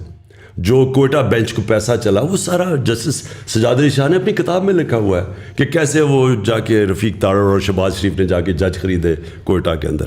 یہ سارا تاریخ کا حصہ ہے. اس کا پرابلم کیا ہوتا تھا کہ فوج ایک ادارہ تھا جس کو وہ کنٹرول نہیں کر سکتا تھا, تو اس کی کوشش ہوتی تھی اپنا آرمی چیف بٹھانے کی, کیونکہ اس کا ڈر یہ ہوتا تھا کہ وہ ایک کمپلیٹ پاور چاہتا تھا. اور دوسرا, وہ جو چوری کر رہا تھا پاکستان کا پیسہ, منی لانڈر کر کے باہر بھیجتا تھا, وہ فوج کو پہلے پتہ چل جاتا تھا, کیونکہ ISI کے پاس ساری رپورٹ آ جاتی تھی. تو اس سے وہ ونربل فیل کرتا تھا, اس لیے کنٹرول کرتا تھا. میرا کبھی نہ فوج سے کوئی ایشو ہوا ہے, کیونکہ میں نے نہ کبھی مداخلت کی ہے, نہ میں نے کبھی سوچا کہ میں کبھی اپنا آرمی چیف لے کے آؤں. یہ میرا ہمیشہ فوج کا کہ میں یہ سمجھتا تھا کہ فوج کے ادارے کو مضبوط ہونا چاہیے. میں چاہتا تھا کہ پولیس کا ادارہ مضبوط ہو, میں جوڈیشری کے ادارے کو مضبوط چاہتا ہوں. میں نے کبھی جوڈیشری میں کوئی مداخلت نہیں کی. میں نے پولیس سے کبھی کسی پولیس جتنے بھی IGs آئے ہیں پنجاب کے, KP کے, ہمارے نیچے, کسی سے پوچھے, ایک کو میں نے نہیں کہا انتقامی کارروائی کرو, جھوٹے پیپرز بناؤ. سندھ کے اندر سب کے اوپر جھوٹی FIRs ہے. ابھی انہوں نے ہمارے اوپر جھوٹی FIR پھر بنا دی ہے, پہلے انہوں نے بنائی تھی. مجھے ایک آدمی بتائیں جس کے اوپر ہم نے کوئی جھوٹی FIR اپنے زمانے, کیونکہ جب آپ پولیس سے غلط کام کرواتے ہیں وہ اپنے بھی کرتی ہے. بیوروکریسی کے کبھی کوئی مجھے کہے کہ میں نے بیوروکریٹ کو کہا کہ تم غلط کام کرو, کیونکہ ملک چلتے ہیں مضبوط اداروں پہ. لہٰذا میرے کبھی بھی خیال نہیں تھا کہ میں فوج کے اندر انٹرفیئر کروں. میرا صرف ایک ایشو تھا, مجھے یہ پتہ چل گیا تھا ایک کہ یہ افغانستان کے اندر, میں پچھلی گرمیوں کی بات کر رہا ہوں, کہ افغانستان میں پاسبلٹی سول وار کی. مجھے ڈر یہ لگا ہوا تھا کہ اگر, کیونکہ افغان اور طالبان کی جب امریکن جائیں گے وہاں سول وار ہوگی, اس کا فال آؤٹ آنا تھا پاکستان کے اوپر. فال آؤٹ پھر بھی آیا, ہمارے کئی فوجی پتہ نہیں کتنے شہید ہوئے ہیں جب سے جو آزاد ہوا افغانستان. تو میں چاہتا تھا کہ اس وقت جو ہمارے ISI کا چیف تھا وہ 5 سال سے تھا, میں چاہتا تھا کہ یہ سردیوں میں جو سب سے ہمارا مشکل ٹائم ہے اس کو ہونا چاہیے. سیکنڈلی مجھے پتہ چل گیا تھا یہ پوری انٹریگ کر رہے ہیں نون لیگ والے, اور یہ ان کی پوری کوشش تھی یہ ساری سردیوں میں یہ جو انہوں نے کیا ہے. یہ پچھلی مجھے جولائی سے پتہ چلنا شروع ہو گیا تھا کہ انہوں نے پورا پلان بنایا ہوا گورنمنٹ کرانے کا. تو میں نہیں چاہتا تھا کہ ہمارا جو انٹیلیجنس چیف چینج ہو جب تک یہ سردیاں نہ نکلے. میں نے تو اپنی کیبنٹ میں تو یہ اوپنلی کہا تھا, یہ چھپی بات نہیں ہے, میں اوپنلی یہ کہہ رہا تھا کہ جب مشکل وقت ہے تو آپ اپنا مین جو آپ کا انٹیلیجنس چیف ہے اس کو چینج نہیں کرتے, کیونکہ اسی وہ آئیز اور ایئرز ہے گورنمنٹ کی. تو یہاں یہ چلا گیا, یہ تاثر یہ دیا جا رہا ہے کہ میں وہ اس لیے اسے رکھ رہا تھا, میں جنرل فیض کو آرمی چیف بنانا چاہتا تھا. میں نے آج تک, مجھے یہ قوم جانتی ہے 40 سال سے, جب میں کرکٹ کیپٹن تھا, کرکٹ کیپٹن سے پہلے بھی جانتے. آج اگر کوئی مجھے یہ کہہ دے کہ عمران خان نے کبھی میرٹ کے خلاف کچھ کیا, میں 10 سال کرکٹ کیپٹن تھا, سب کو پتہ ہے کہ میرے زمانے میں کبھی میرٹ وائلیٹ نہیں ہوئی. میں نے شوکت خانم بنایا آج پاکستان کی پریمیئر انسٹیٹیوشن ان ٹرمز کے انٹرنیشنلی ریکگنائزڈ ہے. جوائنٹ کمیشن انٹرنیشنل دونوں ہاسپٹلس کو انہوں نے سرٹیفائی کیا ہوا ہے, وچ مینس 4 پاکستان میں ہاسپٹل جن کو انٹرنیشنل سرٹیفیکیشن ہے. آج مجھے بتایا کہ کبھی شوکت خانم کے اندر سوائے میرٹ کے کچھ میں نے کیا ہو. نمل یونیورسٹی میں نے بنائی, اس کے اندر سارا میرٹ ہے, کوئی میرے رشتہ دار ان کو نہیں لے کے آیا, میرٹ پہ جو آتا ہے. میں نے کبھی, میں یہ سوچ بھی نہیں سکتا کہ آرمی چیف کے اوپر سوائے میرٹ کے میں کوئی اور فیصلہ کروں. میرا تو کوئی انٹرسٹ ہی نہیں ہے, مجھے تو کوئی اپنی کرپشن نہیں چھپانی, مجھے تو کسی سے کوئی خوف نہیں ہے. میں تو چاہوں گا کہ میری فوج کا ادارہ مضبوط ہو. تو یہ پھر پھیلایا گیا کہ عمران خان اپنا آرمی چیف لانا چاہتا ہے اور جنرل فیض, یہ بعد میں ساری چیزیں کہیں گئی ہیں, میرے ذہن میں یہ کبھی نہیں تھا. لیکن آپ کو لگتا ہے کہ اس کے علاوہ بھی کوئی بات ہوئی ہے جو ابھی تک پبلکلی نہیں آئی؟ مطلب بہت سے لوگ کہتے ہیں کہ جی پی ٹی آئی گورنمنٹ جو تھی وہ فارن پالیسی کنٹرول کر رہی تھی, وہ یہاں سے نہیں ہونی چاہیے, وہ وہاں سے ہونی چاہیے. دیکھیں, میں نے تو جب سے آج سے چھوڑے 26 سال پہلے جب میں پولیٹکس شروع کی ہے, تو میں نے تو کبھی اپنی جو میری اسٹیٹڈ ایم تھا فارن پالیسی کا, اس سے کبھی میں پیچھے نہیں ہٹا. میرا ہمیشہ یہ تھا کہ پاکستان ایک خوددار قوم ہے, لا الہ الا اللہ کا اس کا نعرہ ہے, یہ کبھی اس کو کسی قوم کے سامنے جھکنا اور غلامی نہیں کرنی چاہیے. آپ میرے 26 سال پہلے ساری اسٹیٹمنٹس پڑھ لیں. میں نے 26 سال پہلے کہا تھا کہ میں نہ کبھی کسی کے سامنے جھکا ہوں, نہ کبھی قوم کو جھکنے. 26 سال سے میں ایک ہی چیز کہہ رہا تھا. میں نے وار آن ٹیرر کو سارا وقت اپوز کیا, کیونکہ ہم کسی کی جنگ لڑ رہے تھے. میں اکیلا آدمی تھا جو ساری جگہ اس کے خلاف. امریکہ میں جا کے میں نے کہا, ایشین سوسائٹی میں جو امریکہ کیا, اس کے اندر تھنک ٹینکس میں نے جا کے ایک ہی بات کی کہ یہ پاکستان کی جنگ نہیں تھی, ہم نے اپنی قربانی دی ہے. ہمیں امریکہ کی جنگ کے اندر ہم نے اپنے ملک کو قربان کیا ہے, لوگوں کو 80,000 اپنے لوگ قربان کیے. ملک کے کوئی نہیں بات کرتا قبائلی علاقہ کے لوگوں سے کیا گزرا ہے, سارا قبائلی علاقہ ہم نے ڈیوسٹیٹ کیا. تو میں ہمیشہ چاہتا تھا کہ پاکستان ایک آزاد ملک ہو, خوددار ملک ہو, اس کی فارن پالیسی آزاد ہو, ہم IMF کے غلام نہ بنیں, اور یہ کبھی چینج نہیں ہوا. تو میں نے تو جو اپنی فارن پالیسی تھی اسی کے مطابق رکھی. ہمارا انٹرسٹ کیا ہے؟ چائنا ایمرجنگ دنیا کی اکنامک اسٹرینتھ ہے, ہمیں چائنا کے ساتھ ہمیشہ اچھے تعلقات, ہمارا نیبر بھی ہے, ہمارے ٹریڈیشنل تعلقات ہیں. ادھر سے پش بیک یہ آتی تھی کہ تم کٹیل کرو کہ چائنا سے زیادہ, کیونکہ امریکہ اور وہ بلاکس میں جا رہے تھے. ہم نے کہا ہم دونوں سے دوستی رکھیں گے, اور ہم نے کبھی اینٹی امریکن میری پالیسی تھی. اور دوسری چیز یہ جو رشیا کا ٹرپ, ہمارے لیے رشیا سے, اگر ہندوستان رشیا سے چیز سستا تیل خرید سکتا ہے تو ہم کیوں نہیں خرید؟ ہندوستان کو ان کو اسٹریٹجک ایلائی ہے, ان کوڈ کا حصہ ہے. ہمیں تو وہ 3 میں نہ 13 میں ہمیں حکم دے رہے ہیں کہ ان سے نہ 30% کم پہ تیل مل رہا تھا, 30% کم پہ 20 لاکھ ٹن گندم ہم نے خریدنی تھی, وہ ہمیں سستی مل رہی تھی. تو میرا تو انٹرسٹ اپنے لوگ ہیں. اور پھر بیسس پاکستان میں بالکل بلیو نہیں کرتا, کیونکہ ہم ایک دم ملوث ہو جاتے ہیں کسی کی جنگ میں. سو دیئرفور میری فارن پالیسی ہمیشہ کلیئر تھی. اگر اور لوگوں کو یہ چیز پسند نہیں تھی تو میں نہیں جانتا, لیکن میں پرائم منسٹر تھا, میں چیف ایگزیکٹو ہوں, میرا پروڈکٹیو ہے فارن پالیسی, اور یہ میری فارن پالیسی تھی. تھوڑا سا کانورزیشن کو میں سوئچ کروں گا.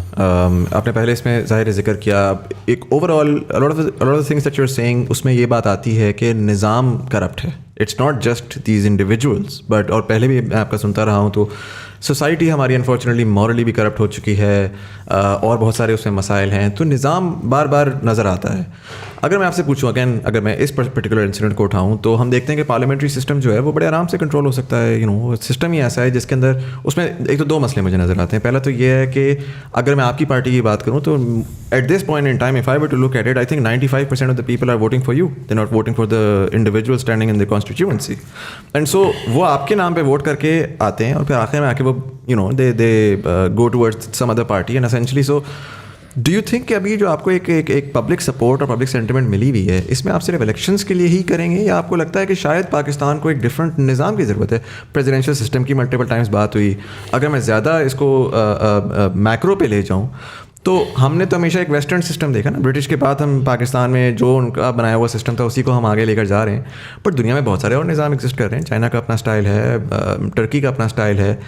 ڈو یو تھنک کہ ہمارے پاکستان کو بھی ایک ری امیجنیشن کی ضرورت ہے, مے بی ایک نئے کانسٹیٹیوشن کی ضرورت ہے, مے بی ایک نئے اسٹرکچر کی ضرورت ہے؟ پہلے تو ایک چیز یاد رکھ لیں کوئی بھی دنیا کا نظام لے آئیں, اس کے اوپر شریف اور زرداری بٹھا دیں, وہ سارے نظام کرپٹ ہو جائیں گے. آج آپ انگلینڈ کے اندر وہ نواز شریف جو اس کو کسی طرح پرائم منسٹر بنا دیں انگلینڈ کا, میں آپ کو گارنٹی کرتا ہوں کہ 10 سال میں وہ مقروض ہو جائے گا ملک, اور وہ پاکستان سے کہے گا کہ میں قرضے دو. دیکھیں, سب سے پہلے تو جو پارلیمنٹری ڈیموکریسی کے اندر آپ کو ایک چیز سمجھنی ہے, جو برطانیہ کی, جو میں بڑی کلوزلی دیکھا ہوا اور اسٹڈی کیا, اس کا جو بیسز ہوتا ہے نا, وہ بنیاد جو رکھی جاتی ہے وہ رکھی جاتی ہے امر بالمعروف پہ, کہ ان کی جو موریلٹی ہے ایک مورل سٹینڈرڈز کے اوپر پارلیمنٹری ڈیموکریسی کھڑی ہوتی ہے. دیکھیں, ڈیموکریسی ایک پارلیمنٹ کے پاس تو فوج نہیں ہے, لیکن ان کے پاس مورل اتھارٹی ہوتی ہے.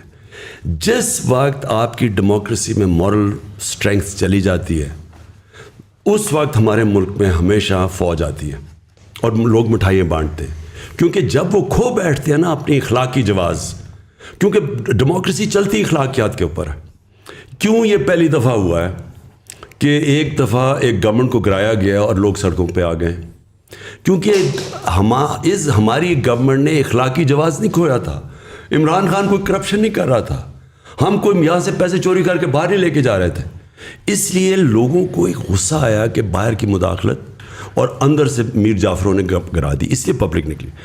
تو نمبر 1 ایک چیز پلیز یہ یاد رکھ لیں کہ ویسٹ منسٹر ڈیموکریسی اس لیے چلتی ہے کہ وہاں تصور ہارس ٹریڈنگ کا نہیں ہے. کوئی سوچ ہی نہیں سکتا کہ وہ اپنی ووٹ بیچے گا. ان کی مورل سٹینڈرڈ اتنی ہائی ہیں. وہاں ایک ایکسپینسز کا کیس چلا تھا برٹش پارلیمنٹ میں, 4-5 ہزار پاؤنڈ کے اوپر 8-8 10 لاکھ روپے کے ایکسٹرا ایکسپینسز پہ 3 سال کی پارلیمنٹرینز کو جیل دی. اور جج جب جیل میں کہہ رہا تھا تو اس نے کہا کہ میں تمہیں اس لیے جیل رہا ہوں کیونکہ تم پارلیمنٹ پبلک ریپرزینٹیٹیوز ہو, تمہارا جو مورل سٹینڈرڈ ہے وہ عوام سے زیادہ اوپر ہے. تو اس نے ان کو 3 سال کی جیل ڈال دی. سب سے پہلے یہ یاد رکھیں کہ جو ہمارا ظلم ہوا ہے نا, ہمارا سارا سسٹم ہے, ہمارے اوپر جب کرمنلز آ کے بیٹھ گئے, انہوں نے سارے سسٹم کو پہلے تو ڈسٹروائے کیا. کیونکہ میں کیسے چوری کروں گا اگر نیب انڈیپینڈنٹ فنکشن کر رہی ہے, اگر F B R independent, FIA قانون کے مطابق چل رہی ہے, میں نہیں کر سکتا. تو مجھے پہلے ان کو اپنے لوگ بٹھا کے ان کو ختم کرنا. اب یہ FIA کو ختم کر رہا ہے نا, 16 ارب کے کیسز ہیں شہباز شریف کے اوپر. آتے ساتھ ہی جو لوگ انویسٹیگیٹر سب کو فارغ کر کے اپنے لوگ اوپر آ کے بٹھا دیے, اب اپنے کیسز صاف کرے گا. اب FIA اس کے بعد کیا کرے گی؟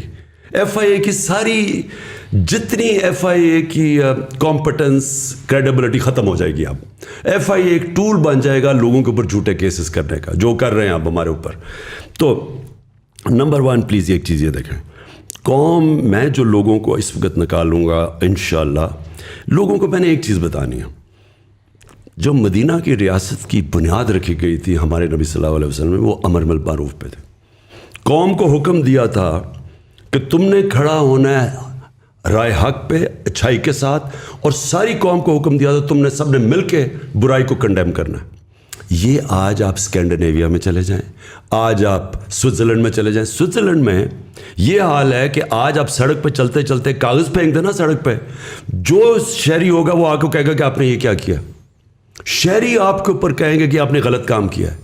یہ امر بالمعروف تھا. یہ مدینہ کی ریاست اس پہ کھڑی ہوئی تھی. ہمارے ادارے کہتے ہیں کہ جناب ہم نیوٹرل ہیں. نیوٹرل کی اللہ نے اجازت ہی نہیں دی کسی کو. آپ یا حق کے ساتھ کھڑے ہیں یا باطل کے ساتھ کھڑے ہیں, آپ نیوٹرل نہیں ہو سکتے. تو یہ کہنا, آپ دیکھ رہے ہیں بڑے بڑے ڈاکو آ کے اوپر بیٹھ گئے ہیں اور کہ جی میں تو نیوٹرل ہوں. نیوٹرل انسان کو اللہ نے اجازت نہیں دی. آپ جب اگر آپ حق اور باطل کی جنگ میں آپ نیوٹرل ہو جائیں, اس کا مطلب آپ باطل کا ساتھ دے رہے ہیں. اس پہ اگر میں جو پرٹیکولرلی لاسٹ بات ہے آپ کی, کہ اگر آپ ادارے نیوٹرل ہیں, نظام کرپٹ ہے, اوپر آ کے یہ دوسری گورنمنٹ ہے, آپ کہہ رہے ہیں کہ وہ آ کے اپنے بندے بیٹھا رہے ہیں, ECP کے چیئرمین آپ کہہ رہے ہیں کہ جی اینٹی PTI ہیں. یعنی ECP کا جو الیکشن کمیشن کا جو چیئرمین ہے, یہ اس سے زیادہ بائسڈ آدمی آیا ہی نہیں ہے پاکستان میں. اس سے سب سے بڑی بات میں آپ کو بتاؤں, جب عدالت کے اندر انہوں نے اس نے جا کے اسٹیٹمنٹ دی جی 7 مہینے سے پہلے میں الیکشن نہیں کروا سکتا, عدالت کو اس دن اس کو فارغ کر دینا چاہیے تھا. کانسٹیٹیوشن کے اندر لکھا ہوا ہے کہ 3 مہینے میں الیکشن کمیشن نے الیکشن کروانے کی تیاری رکھنی چاہیے. 90 ڈیز سے زیادہ اگر گورنمنٹ آج جاتی ہے تو 90 ڈیز میں آپ کو الیکشن کروانا ہے. یہ کس منہ سے کہہ رہا تھا مجھے 7 مہینے دو؟ اس کا مطلب کہ کمپٹنٹ اس کو اس دن سیک کر دینا چاہیے تھا. اس نے اس لیے کیا کیونکہ اس نے یہ گورنمنٹ کا موقف جو تھا شہباز شریف وغیرہ کا کہ جناب ابھی الیکشن نہیں ہونے چاہیے, تو اس نے ان کا ساتھ دیا ہے. نہیں بٹ سو مائی کوشچن ہے کہ میں کہتا ہوں ٹھیک ہے ای سی پی یا الیکشن کمیشن کے چیئرمین جو ہیں وہ بھی بائسڈ ہیں, آپ کے جو ہیں وہ ادارے بھی نیوٹرل ہیں, پبلک سپورٹ ہے undoubtedly and we've seen that in جلساز throughout Pakistan as well and social media کے پہ بڑا ایویڈنٹ ہے. What makes you so sure کہ آنے والی الیکشن جو ہے وہ آپ you even have a fighting chance then, because lot of your supporters are just like کہ یار فائدہ ہی نہیں ہے, یہ تو ٹائمز آیا ہے, یہ تو ٹھیک ہے ہم ساری اپنی نوائز نکال لیں گے, لیکن at the end of the day جب پورا نظام اگر کرپٹ ہے تو what's is it even worth fighting for? نظام میں انسان بیٹھے ہوئے ہیں, وہ سارے انسانوں کے گھروں میں بیوی بچے ہیں, وہ سارا اس وقت جو بیوی بچے ہیں وہ سارے کھڑے ہو گئے ہمارے ساتھ آ کے. یہ جو پبلک ہے ان کے اندر اس طرح اتنا بڑا چینج آیا ہے کہ کوئی بھی نہیں ایکسپیکٹ کر رہا تھا. جو سازش کر رہے تھے وہ یہ ایکسپیکٹ ہی نہیں کر رہا تھا کہ اس طرح پبلک سڑکوں پہ کھڑی ہو جائے گی. انہوں نے تو سوچا تھا مٹھائی بانٹنے کی. انہوں نے کیا انہوں نے ایک کیریکٹر اسیسینیشن پوری کیمپین تیار کی. انہوں نے کرنا کیا تھا, انہوں نے کہنا جیسے اس کو ہٹانا ہے, پہلے تو لوگوں نے کہنا ہے کہ اتنا ان پاپولر ہو گیا کیونکہ انہوں نے میڈیا پہ پوری کیمپین چلائی ہوئی تھی. مصدق کے اگینسٹ پہلے میڈیا پہ کیمپین چلی تھی, پیسے CIA نے پیسے خرچ کر کے کیمپین چلائی تھی. اور جب وہ کیمپین چل پڑی پھر جب اس کو ہٹانا تھا تو لوگوں نے خوش ہونا تھا, اور پھر اس کی باقاعدہ کیریکٹر اسیسینیشن کرنی تھی جو انہوں نے تیار کی ہوئی ہے کیمپین. یہ ایکسپیکٹ ہی نہیں کر رہے تھے کہ پبلک اس طرح کھڑی ہو جائے گی. تو یہ خود شوق میں, اور یہ بھی نہیں ایکسپیکٹ کر رہے تھے کہ اداروں کے اندر لوگ سارے ہمارے ساتھ کھڑے ہو گئے ہیں. اس وقت اداروں کے اندر ان کے فیملیز سارے آج کھڑے ہیں. میں کیوں سمجھتا ہوں کہ اس وقت جو چینج آئے گا, یہ میں پہلی دفعہ اپنے 26 سال کی پالیٹکس میں بلکہ اپنی زندگی میں نے کبھی اتنا بڑا چینج جو اب آ رہا ہے میں نے کبھی ایسا نہیں دیکھا. خان صاحب, ابھی آپ مورل اسٹینڈنگ کی بات کر رہے تھے, مجھے تھوڑا چیزوں کو گراس روٹ پہ اس پرسپیکٹو سے دیکھنا مجھے ذرا پریفر کرتا ہوں. مورل اسٹینڈنگ آتی ہے اچھی تربیت سے, اس میں آپ کی ہر چیز انوالو ہو جاتی ہے. آپ کے گھر میں کیا تربیت دی جا رہی ہے, آپ کے اسکول میں, تعلیمی اداروں میں, آپ کے مدرسوں میں, جہاں سے بھی آپ تعلیم لے رہے ہیں. آپ اگر آج دیکھیں جین زی جو ہے, میں ان سے ذرا تعلق بہت کلوزلی کنیکٹیڈ رہتا ہوں ان کے ساتھ میں. آپ ٹی وی کے چینلز گھمائیں, پورے 70 چینل جتنے بھی ہیں, آپ کو بچوں کا ایک کانٹینٹ نہیں دکھتا. And I think we owe it to the children, کیونکہ ہم نے اپنی جیسی زندگی گزار لی. یہ آپ جو بھی جد و جہد کر رہے ہیں آپ آنے والی نسلوں کے لیے کر رہے ہیں, رائٹ. وہ کہتے ہیں نا, you never get to experience the shade of the tree that you plant. تو کسی بھی چینل پہ بچوں کا کوئی بھی پروگرام نہیں آتا, اور نہ ہی کوئی سائنس کا پروگرام آتا ہے. کسی زمانے میں نیشنل جیوگرافک اور ڈسکوری آتے تھے ہندی میں, لیکن چونکہ وہ ہندی میں آتے تھے تو وہ ہندو کنسیڈر کیے گئے, وہ بین ہو گئے. بچے مانگتے ہیں انسپریشن. ظاہر ہے بہت سارے بچوں نے آپ کو دیکھا, انسپائر ہوئے, آج وہ ٹیم میں کھیل رہے ہیں, ماشاءاللہ اچھی پرفارمنس کر رہے ہیں. تو جب آپ کے پاس ہیروز بھی نہیں ہوں گے, آپ ان کو کوئی انسپریشنل کانٹینٹ بھی نہیں دکھائیں گے, آپ ان کو چاہے وہ ریلیجیس کانٹینٹ ہو یا سائنٹیفک کانٹینٹ ہو. میری فواد چودھری صاحب سے بھی اس معاملے میں ڈسکشن ہوئی تھی جب وہ منسٹری آف سائنس ہیڈ کرے, تو ان کو آئیڈیاز اچھے لگے, مگر وہ ظاہر بات ہے کہ ہماری جو بھی گورنمنٹ آتی ہے وہ اپنا سارا ٹائم لڑائی میں نکال دیتی ہے اور وہ کام ہو نہیں پاتا. وہ اپنے آپ کو بچانے میں پورا ٹائم نکل جاتا ہے. پہلے سال سمجھ آتا ہے, آخری سال الیکشن کی تیاری ہوتی ہے, بیچ میں جو 3 سال ہوتا ہے اس میں بھی کووڈ آ گیا. تو اس طرح کی کوئی بھی چیز جو ہے آپ دیکھیں نہیں نظر آ رہی. اور یہ آئی تھنک ہمیں آج اس چیز کا اندازہ نہیں ہو رہا, لیکن ان دا کمنگ 10-20 ایئرس آپ اگر چائنا کی مثال دیکھیں, چائنا میں جو ہے ٹک ٹاک پہ باقاعدہ میتھ کے سوال آتے ہیں, بچوں کو کوئز کرواتے ہیں. انڈیا میں آپ دیکھ لیں بہت انسپائرنگ کانٹینٹ بنایا جاتا ہے, چاہے وہ یوٹیوب کا ہو, چاہے وہ ٹی وی کا ہو, ان کی even film industry soft power کے تھرو.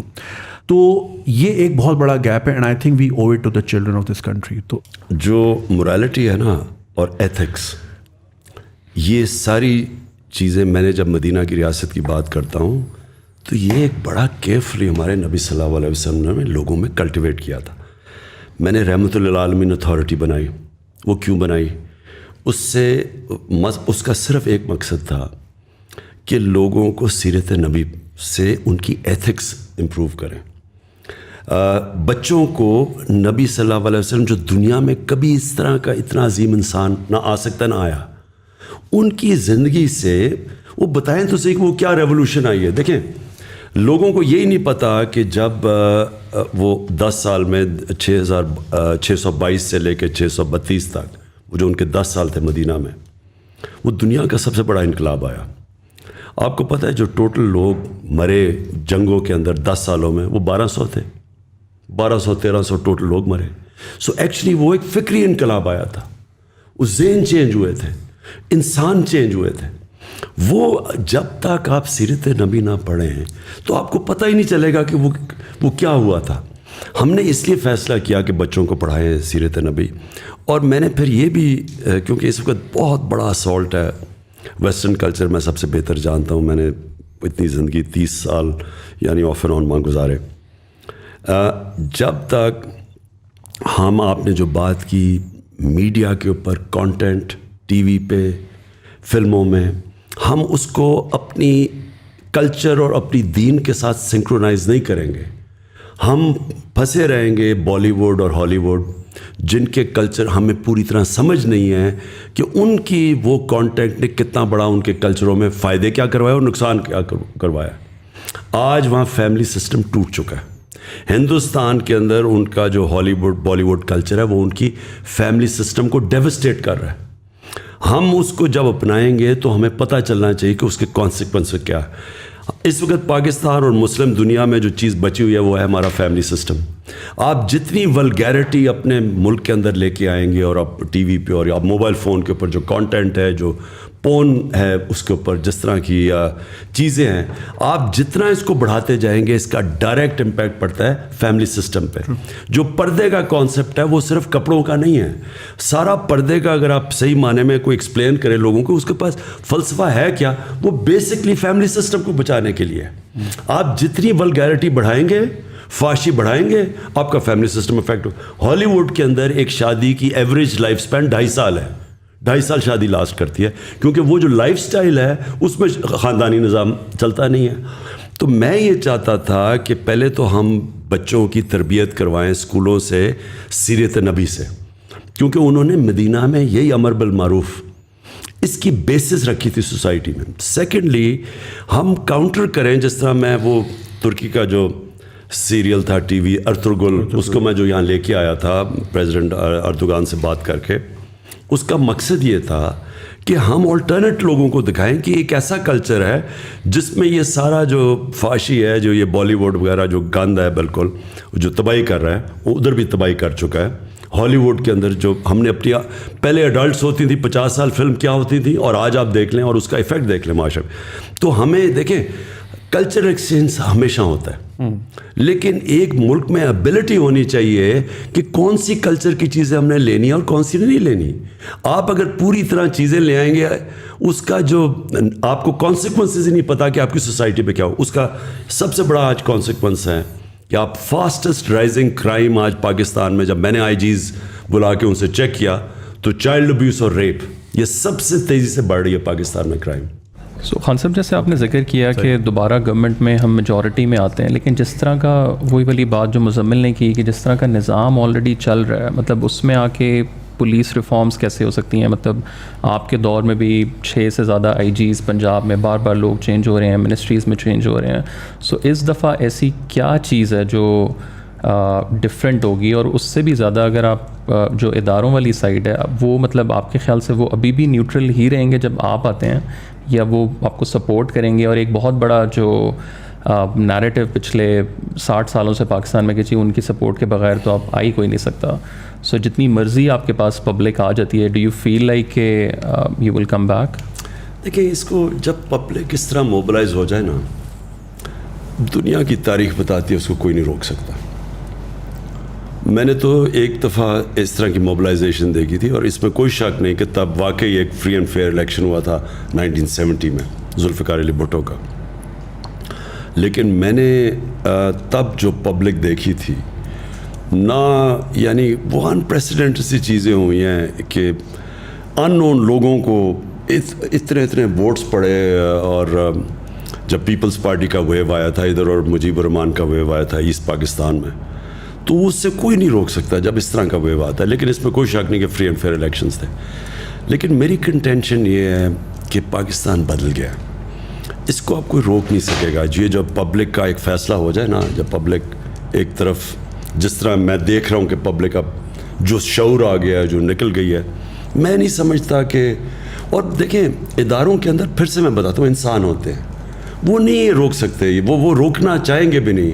ان کے اندر سے, اداروں کے اندر سے پریشر ہوگا, کوئی نہیں روک سکتا اس کو. اچھا خان صاحب, اس میں مجھے یہ بتائیے گا کہ آپ نے تھوڑی دیر پہلے آپ نے ویسٹ منسٹر ڈیموکریسی کا بھی تذکرہ کیا, اور ہم دیکھتے ہیں کہ پچھلے 3 سال میں آپ ظاہر فائر فائٹنگ میں بہت زیادہ لگے ہوئے تھے. ایک سارٹ آف ہنگ پارلیمنٹ تھی, اور اس میں ظاہر ہے کہ وہ چیز بڑی مشکل تھی. But one thing that has been missing, and اس کو میں تھوڑا سا کانٹیکسٹ اس میں بلڈ کروں گا. سوال میرے اس طرح دماغ میں آیا کہ پہلا تو یہ ہوا کہ اگر میں ٹویٹر دیکھوں تو آج کل بڑا ایک کویسچن مارک ہوا ہے. سب کہہ رہے ہیں کہ جی خان صاحب کی سیکیورٹی کو بڑا ہے, ایک تھریٹ ہے. اسپیس میں بھی آپ نے, لوگوں نے اس کے اوپر بہت زیادہ بولا, اور آپ نے اس پہ جواب دیا کہ اللہ تعالیٰ کے اوپر ہے, وچ از فائن.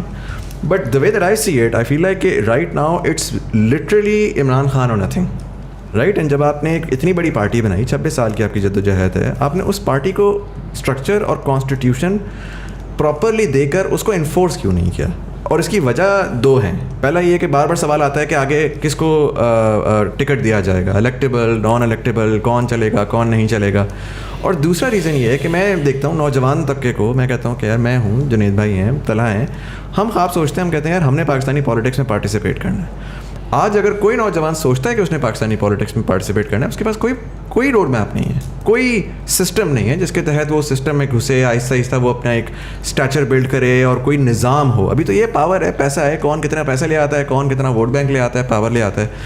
تو ڈونٹ یو تھنک کہ جی وہ جو اسٹرکچر جو آپ پاکستان کو بدلنا چاہ رہے تھے, وہ شاید اپنی پارٹی سے اگر اسٹارٹ کرتے تو اس 3 سال کے بعد آج آپ بہت بہتر جگہ پر ہوتے, in terms of mobilisation, in terms of public تو آ گئی, بٹ جو پارٹی اٹ سیلف ہے وہ it seems like all over the place right now. دیکھیے مزامل, ایک چیز میں آپ کو بتاؤں کہ میں تو ایک آئیڈیلسٹ ہوں, اور پہلے دن سے میں نے سوچا تھا کہ ہماری پارٹی, ہم الیکشنز کروائیں گے اور ایک نئی لیڈرشپ لے کے آئیں گے, اور وہ لے آئے ہم. ابھی مراد سعید, کون سوچ رہا تھا کہ وہاں اتنے بڑے خان تھے مالاکنڈ میں, اور مراد سعید اوپر آ جائے گا. اور اسی طرح علی محمد ہوا, یا ایک شاہد ہے ہمارا, شاہد ادھر کرک سے, وہ کھڑا ہو گیا, شاہد خٹک, وہ ہمارا ایک انصاف اسٹوڈنٹ فیڈریشن سے ISF نکل کے وہ بن گیا ہے. یہ سارے نیچے سے آئے ہوئے ہیں. فاروق حبیب ہے ہمارا جو منسٹر یہ بنا ہے, یہ سارے اسٹوڈنٹ پالیٹکس سے آئے ہیں اوپر. یعنی یہ پہلی دفعہ ہم نے جو شروع کی. تو دیکھیں ہماری واحد پارٹی ہے جو کہ ایک فیملی پارٹی نہیں ہے. باقی نون لیگ, پیپلز پارٹی, ان کے سوائے ان کے خاندان کے کوئی اوپر ہی نہیں آ سکتا. یہاں باپ بن گیا پرائم منسٹر, بیٹا بن گیا چیف منسٹر. یہ مذاق ہے ملک کے ساتھ. دونوں ضمانت پہ بھی ہیں, اوپر سے کرپٹ بھی دونوں ہیں. اور جو وہ چاچا ہے وہ یعنی جو اس کا دوسرا بھائی ہے وہ کانوکٹ ہے, وہ ملک سے بھاگا ہوا ہے. سو یہ ایسے, یہ جو سسٹم بنا ہوا ہے نا, یہ ٹرو فیملی سسٹم, یہ ڈیموکریسی نہیں ہے. یہ this is even worse than kingship. Right, but sorry میں آپ کی بات کر رہا ہوں کہ میں ایڈ کر دوں نا. دیکھیں میں صرف آپ کو, لیکن جو ہم چاہتے تھے نا کہ ہماری پارٹی میں, ہم واحد پارٹی ہے جس نے بہت بڑا الیکشن کروایا اپنی پارٹی میں, لیکن وہ جو الیکشن تھا, جو سسٹم ہم نے پہلی دفعہ کیا الیکشن کا سسٹم, اس کے اندر ہمیں بڑے پرابلمز آئے, کیونکہ یہاں تو کوئی ٹریڈیشن ہی نہیں ہے پارٹی پہ الیکشنز کروانے کی. ہم نے پہلے ممبرشپ کی, پھر کوشش کی, لیکن وہ فلاڈ سسٹم تھا وہ, یعنی اس کے اندر ہمیں بڑی غلطیاں آئیں. پھر ہم نے سیکنڈ ٹائم کوشش کی, پھر ہم نے ممبرشپ کی, پورا ایک سیٹ اپ کیا, الیکشن سیل بنایا, لیکن وہ الیکشن ہم نے کیا نہیں ایونچولی, کیونکہ اس کے اندر جو سسٹم ہم نے موبائل فون کے ذریعے الیکشن کروانا تھا, کیونکہ وہ زیادہ آسان تھا, ہم ٹیکنالوجی کا استعمال کر رہے تھے. انفارچونیٹلی جو ہم نے وہ سافٹ ویئر بنایا, وہ جب اس کو ٹیسٹ کیا وہ کام نہیں کیا. سو کوشش ہم نے پوری کی. میں صرف آپ کو یہ کہنا چاہتا ہوں کہ پاکستان میں اس وقت یہ سیکنڈ چیز ہے کہ اس میں کوئی شک نہیں کہ اس وقت عمران خان ہے اور PTI ہے, لیکن یہ جو اس وقت ہم جس میں پڑے ہوئے ہیں نا, اس وقت میری پارٹی الیکشن سے زیادہ امپورٹنٹ یہ ہے کہ سارا کرپٹ سٹیٹس کو ایک طرف ہے اور عمران خان اور PTI ایک طرف ہے. سر لیکن اگر اس میں خدا نہ خواستہ عمران خان کو نکال دیں تو پھر PTI کس جگہ پہ کھڑی ہوگی؟ کوئی اور لیڈر بن جائے گا PTI میں, اور ہم چاہیں گے کہ وہ ایک پوری ممبرشپ ووٹ کرے ایک لیڈر کو, ہم کر دیں گے. وہ ہم ممبرشپ تو کر رہے ہیں, پھر سے ممبرشپ کیمپین کر رہے ہیں. ان سے کہیں گے ڈائریکٹ الیکٹ کرے ایک لیڈر کو, ساری پارٹی الیکٹ کرے بجائے انڈائریکٹ الیکشن سے.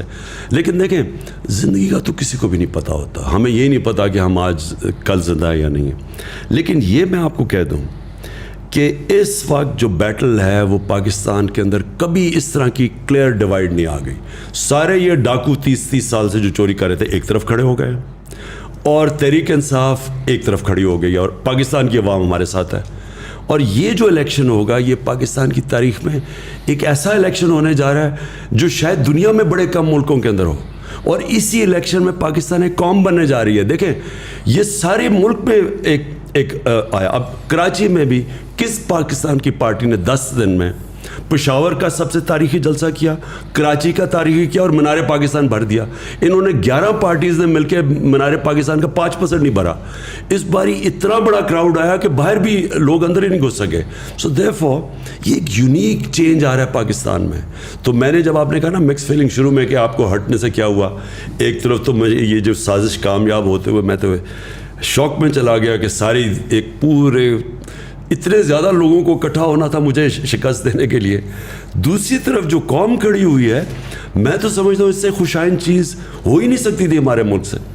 اچھا سر, اس میں ابھی آج کی خبر ہے کہ مریم اورنگزیب نے کمیشن اسینچلی اناؤنس کیا ہے آن دا سائفر, جو آپ کا جس کی بیسس کے اوپر فورن کنسپیریسی کا آپ کہتے ہیں.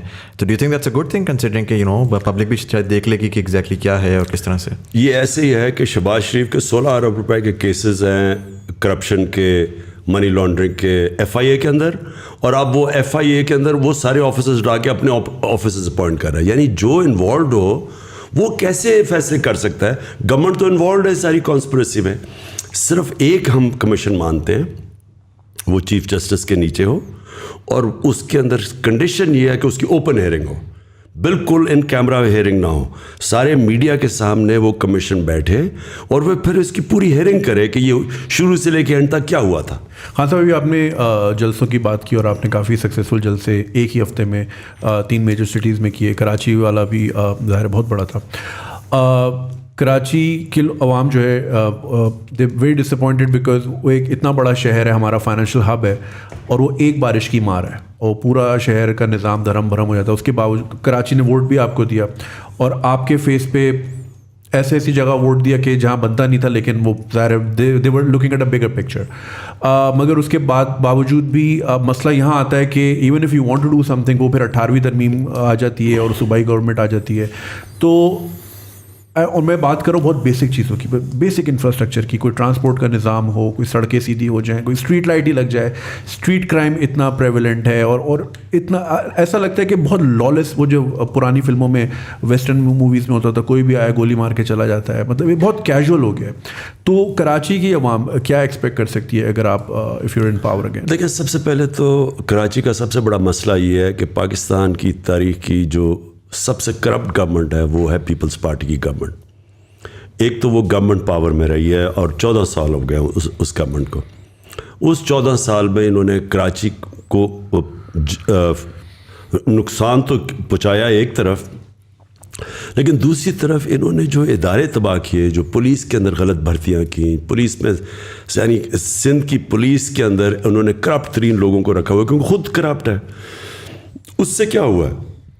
سب سے پہلے تو کراچی میں جو لالسنس ہے, اگر آج رینجرز آپ ہٹا دیں تو کراچی تو فری فار آل ہو جائے. جو بھی تھوڑا بہت قانون ہے وہ جو لا اینڈ آرڈر ہے وہ رینجرز کی وجہ سے. اس کا مطلب گورنمنٹ تو فیل ہو گئی. اس کا مطلب جو کام گورنمنٹ کا تھا یہ رینجرز کا تو کام لا اینڈ آرڈر نہیں ہے. لیکن اس سے سب سے بڑی چیز یہ ہے کہ دیکھیں کراچی جس طرح لاہور ہے, جس طرح اسلام آباد ہے, جو بڑے بڑے شہر ہیں, جس طرح پشاور ہے, ملتان ہے, جب تک یہاں سٹی گورنمنٹس نہیں بنیں گے, جس طرح لنڈن کی ہے, لنڈن میئر ہے, وہ پوری ایک گورنمنٹ ہوتی ہے. لنڈن کو چلانے کے لیے ایک سپریٹ گورنمنٹ ہوتی ہے, وہ ڈائریکٹلی الیکشن سے وہ آتی ہے. ہم نے جو لوکل گورنمنٹ سسٹم بنایا ہے اس میں ڈائریکٹلی الیکٹڈ میئرز ہوں گے, ناظم ہوں گے, جو کہ پورے شہر کو ان کی کیبنٹ چلائے گی اس شہر کو. وہ جب تک ہم وہ سسٹم نہیں لے آئیں گے, وہ اپنے پیسے خود اکٹھے کریں گے, ریونیو اکٹھا کرنا ان کا کام ہوگا. ان کے اندر ایکسپرٹس بیٹھے ہوں گے جو پانی کے بھی ایکسپرٹ ہوں گے, سوریج سسٹم کے بھی ہوں گے, پولیس ان کے نیچے ہوگی. جب تک ایک یعنی بڑے شہروں کو آپ جس طرح نیو یارک چلتا ہے, جس طرح لنڈن چلتا ہے, پیرس چلتا ہے, تہران چلتا ہے, آپ آج تہران چلے جائیں, سینکشنز کے باوجود جو آپ تہران کی فنکشننگ دیکھیں گے آپ حیران ہو جائیں گے کہ وہ لگے گا امیر ترین ملک لگتا ہے. وہ سارا صاف ستھرا شہر, ماڈرن سٹی, کیونکہ ان کی تہران کی اپنی گورنمنٹ ہے, وہ اپنے پیسے اکٹھے کرتی ہے. ہمارا کیا پرابلم ہے کہ ہم جو بجٹ ہے پروونس کا اس سے ہم شہروں کو فنڈ کرنے کی کوشش کرتے ہیں. وہ یا تو وہ شہباز شریف کے زمانے میں کہ سارا 56% بجٹ پنجاب کا آپ لگا دیں لاہور کے اوپر اور وہ باقی سارا پیچھے رہ جاتا ہے, یا سندھ میں دیکھ لیں وہ سارا جو مین بجٹ ہے وہ انٹیریئر سندھ میں, کیونکہ وہاں سے ووٹ لے کے آتے ہیں. کراچی کو پیسے نہیں ملتے, کراچی کھنڈر بن چکا ہے. تو اس کا صرف ایک نتیجہ ہے کہ ان شہروں کو ان کی اپنی الیکٹڈ, ایک ڈائریکٹلی الیکٹڈ ان کا میئر بنے, ناظم بنے, وہ پھر اپنی کیبنٹ بنائے اور وہ پھر اس کو چلانے کے لیے, اور اب چلائے بھی اور پیسے بھی اکٹھے کرے, وہی ذمہ دار ہو. آپ یقین نہیں کریں گے, میں جب بھی اسلام آباد یا لاہور آتا ہوں میں اکثر لوگوں کو دیکھتا ہوں باہر سے ہاتھ ڈال کے گیٹ کنڈی کھول کے چلے جاتے ہیں. ہمیں گلی کے کونے سے پہلے فون کر دینا ہوتا ہے کہ گیٹ پہ آ جاؤ, کیونکہ وہ جو تھوڑی دیر آپ کی گاڑی کھڑی ہوتی ہے اور گیٹ کھلتا ہے اس میں ٹرانزیکشن ہو جاتی ہے.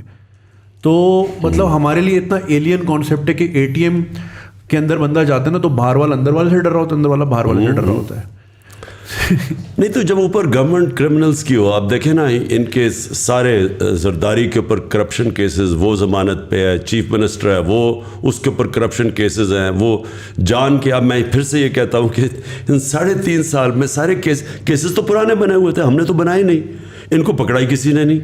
جو سسٹم تھا وہ ایکسیپٹ کرتا ہے کرپشن آف دا پاورفل, طاقتور کی کرپشن, جو ہمارا انصاف کا جو بھی طاقتور جن کے ہاتھ میں تھا وہ اس کو اتنا برا نہیں سمجھتے, وہ ایکسیپٹ کر جاتے ہیں.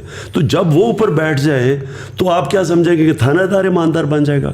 سو جسٹ ایڈنگ ٹو دیٹ, پچھلے 3 سالوں میں بھی ہم نے کوئی دیکھا نہیں کہ کوئی کسی بندے کو پراپر سزا ہوئی. وہ شروع میں آپ نے وعدہ کیا تھا کہ ہم بلینز آف ڈالرز واپس لائیں گے. اب آئی تھنک شروع میں آپ نے ذکر کیا کہ ججز ایسے بیٹھے ہوئے ہیں, نیب میں ایسے لوگ ہیں, بٹ جب آپ کی گورنمنٹ تھی تو آپ اگر ان کو ریپلیس کر کے اپنے بندے لاتے ہیں. نیب ایک انڈیپینڈنٹ اینٹی ہے. اس کو ان کا جو چیئرمین تھا جو ہے ابھی بھی, وہ نون لیگ کے زمانے میں اس کو اپوائنٹ کیا گیا تھا. ہم اس کو ریموو نہیں کر سکتے, ہم نیب کے اندر کوئی چینجز نہیں کر سکتے بائی لا. سو دیئرفور نیب ہمارے کنٹرول میں نہیں, اور عدلیہ آزاد ہے. تو آپ FIA کے کیسز تھے, ہمارا جو ہم نے پکڑا, یہ جو اس کی انہوں نے جو اپنے وہ جو بھی شوگر مل تھی ان کی, اس کے اندر یہ جو 16 ارب روپے کے پکڑے, جو نوکروں کے نام پہ انہوں نے پیسے لیے ہوئے تھے. اب وہ تو اوپن اینڈ شٹ کیس ہے. اب ہم کریں کیا, وہ کیس ہی نہیں لگتا تھا. وہ کیس لگتا ہے کہ درد ہے, کمر درد ہے, یہ وہ ہے. میں کہتا ہوں بچایا گیا ہے اس کو, باقاعدہ اس کو بچایا گیا ہے, اور ہم پوری کوشش کرتے رہے, ہم نہیں کامیاب ہوئے. اس لیے میں کہتا ہوں کہ ہماری اس وقت ہماری جو گورنمنٹ تھی, اس کو جب تک پوری پاور سے گورنمنٹ نہیں آتی, جس کو فکر نہ ہو سارا وقت کہ اپنی پارلیمنٹ پارٹی بھی رکھو, پھر ایلائز کو بھی ساتھ رکھو, پھر وہ ان کو وہ ناراض ہو جاتے تھے, پھر وہ اپوزیشن ساری ان کی کرمنلز کی اکٹھی تھی, وہ پورا بلیک میل کرتی تھی. تو ہمیں ایک بڑی کمزور گورنمنٹ ملی تھی. تو اس لیے میں ہمیشہ کہتا ہوں کہ اگر مجھے اس طرح کی آگے گورنمنٹ ملی, بہتر یہ ہے کہ ہم اپوزیشن میں بیٹھے بجائے گورنمنٹ چلائیں. ہاں سر, تھوڑا سا میں کانورزیشن کو سوئچ کروں گا لوکل پالیٹکس سے انٹرنیشنل پالیٹکس کی طرف. اور ہم نے دیکھا کہ دنیا جو ہے وہ ایک یونیپولر ورلڈ سے ملٹی پولر ورلڈ کی طرف بھی جا رہی ہے. ظاہر اس کی وجہ سے dynamics in foreign policy and lot of those things are changing as well. ایک چیز پرٹیکولرلی میں آپ کی پالیٹکس میں نوٹس کر رہا ہوں کہ آپ پہلے ایک sort of nationalism, anti corruption, local اس کے اوپر تھے, but recently you become more of an anti imperialist, in the context of کہ پرٹیکولرلی پوسٹ برٹش امپائر کا کولیپس ہم نے دیکھا کہ ظاہر ہے وہ ایک جو گلی کا بلی تھا وہ برٹش امپائر تھا, وہ ہٹا تو ایک اور بلی ایمرج کیا at the end of the day, اور ہمیشہ ہوتا ہے نظام میں جو پاورفل ہوتا ہے وہ اس طرح سے ہوتا ہے. Why do you think first of all کہ that shift has happened particularly in your politics in your language in lot of the ways that you talk about lot of things, and دوسرا یہ کہ in this multi polar world how do you see Pakistan positioning itself, because again بہت complicated time ہے اور بہت ایسا time ہے جس کے اندر ہٹ اور مس ہے, ہمیں نہیں پتہ آنے والے وقت میں کس طریقے سے سچویشن ایوالو کرے گی. کولڈ وار کی جو لرننگز ہیں وہ ہمارے سامنے ہیں. پاکستان نے ٹیکنیکلی اسپیکنگ ایک رائٹ پارٹی کا ساتھ دیا اور اس کے باوجود آخر میں ہمیں اس کا فائدہ نہیں ہوا. ہمارے جو نیکسٹ ڈور نیبر ہیں انہوں نے ایک لوزنگ پارٹی کا ساتھ دیا جو ہمارے سے بہت بہتر حالات میں ہے. تو آپ کو کیا لگتا ہے کہ کس طرح سے منور تھرو کرے گا پاکستان, کہ ہم نے یو ایس کا ساتھ دیا رائٹ, سو آبویس سی بات ہے کہ ٹیکنیکلی اسپیکنگ ہم لوگ ایک اچھی سپر پاور جو جیت گئی کولڈ وار, اس کے باوجود ہم نے تو کوئی ایسا نہیں دیکھا کہ ہماری ہمرز پھر رہی ہوں, ہمارے حالات بہت زبردست ہوں. On the other hand India Russia کے ساتھ تھی اور اس کے باوجود ان کی آئی ٹی انڈسٹری, ان کی انڈسٹری اوور آل تو بڑے اچھے نکل گئے ہمارے سے. دیکھیں جی, پہلے تو ایک چیز پہلے تو میں آپ کو یہ بتاؤں کہ میری اینٹی امپیریلزم ابھی سے پالیسیز نہیں تھی. میں وہ فرسٹ جنریشن پاکستانی تھا جس کو بار بار ہمارے ماں باپ نے بتایا تھا کہ تم بڑے خوش قسمت ہو, آزاد پاکستان میں پیدا ہوئے ہو. اور ان کے اندر بڑی اینٹی یہ جو ہمیں غلامی کرنی پڑی نا انگریزوں کو, جو بھی خوددار پاکستانی تھے ان کے اندر بہت اس کے خلاف ریئیکشن تھا. تو علامہ اقبال کی جو ساری شاعری ہے جو انہوں نے مسلمانوں کو جگانے کی کوشش کی, آپ وہ ساری شاعری اس کے اندر جو وہ کہتے ہیں کہ اس رزق سے موت اچھی ہے جس رزق سے پرواز میں کوتاہی آتی ہے. یعنی جب ایک خوددار قوم ہی اس کی پرواز اوپر ہوتی ہے, جب آپ غلامی کرتے ہیں تو آپ کبھی غلام نے کبھی بڑا کام نہیں کیا, کبھی کسی سوچا ہے کہ کلونیل جتنے ملک تھے ان میں سے کوئی مرج کیا ہو.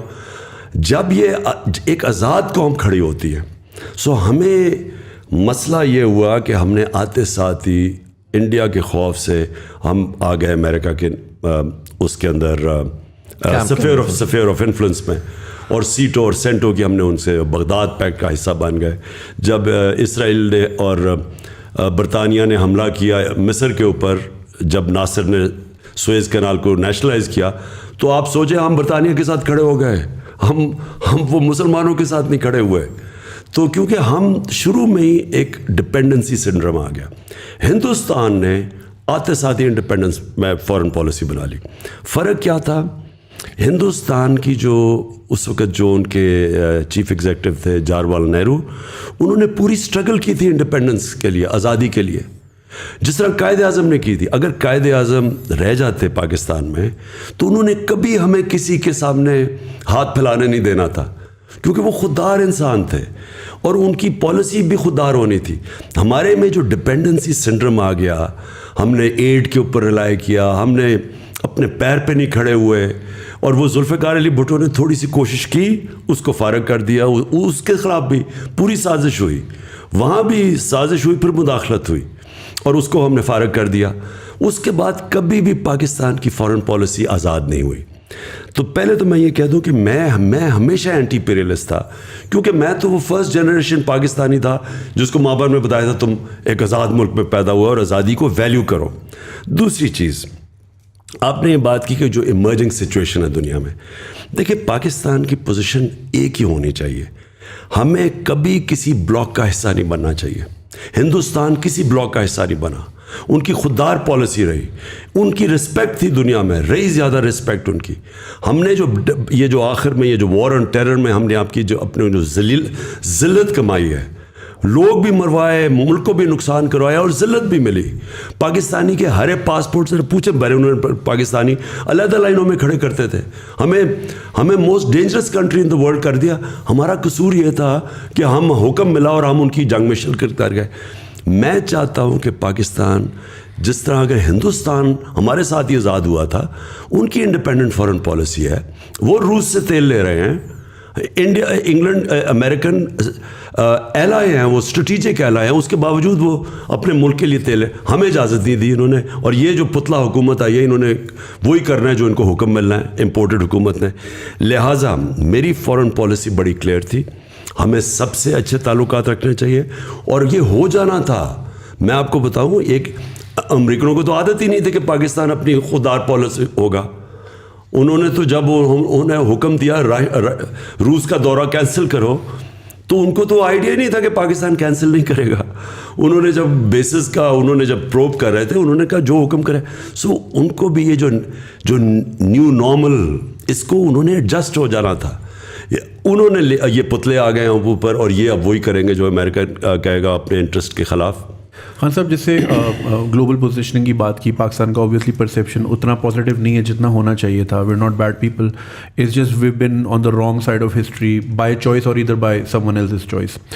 بہت سارے ملکوں کی ہم مثالیں دیکھتے ہیں, وہ اپنی سافٹ پاور یوز کرتے ہیں. جیسے انڈیا کا بالی ووڈ ہے, وہ ایک کلچرل فینومینا تو ہے. ہم دیکھتے ہیں جسٹن ٹروڈو بھی بھنگڑا کر رہا ہوتا ہے کیونکہ اس کا ایک سافٹ پاور, انہوں نے اس پہ ورکنگ کی ہے کافی.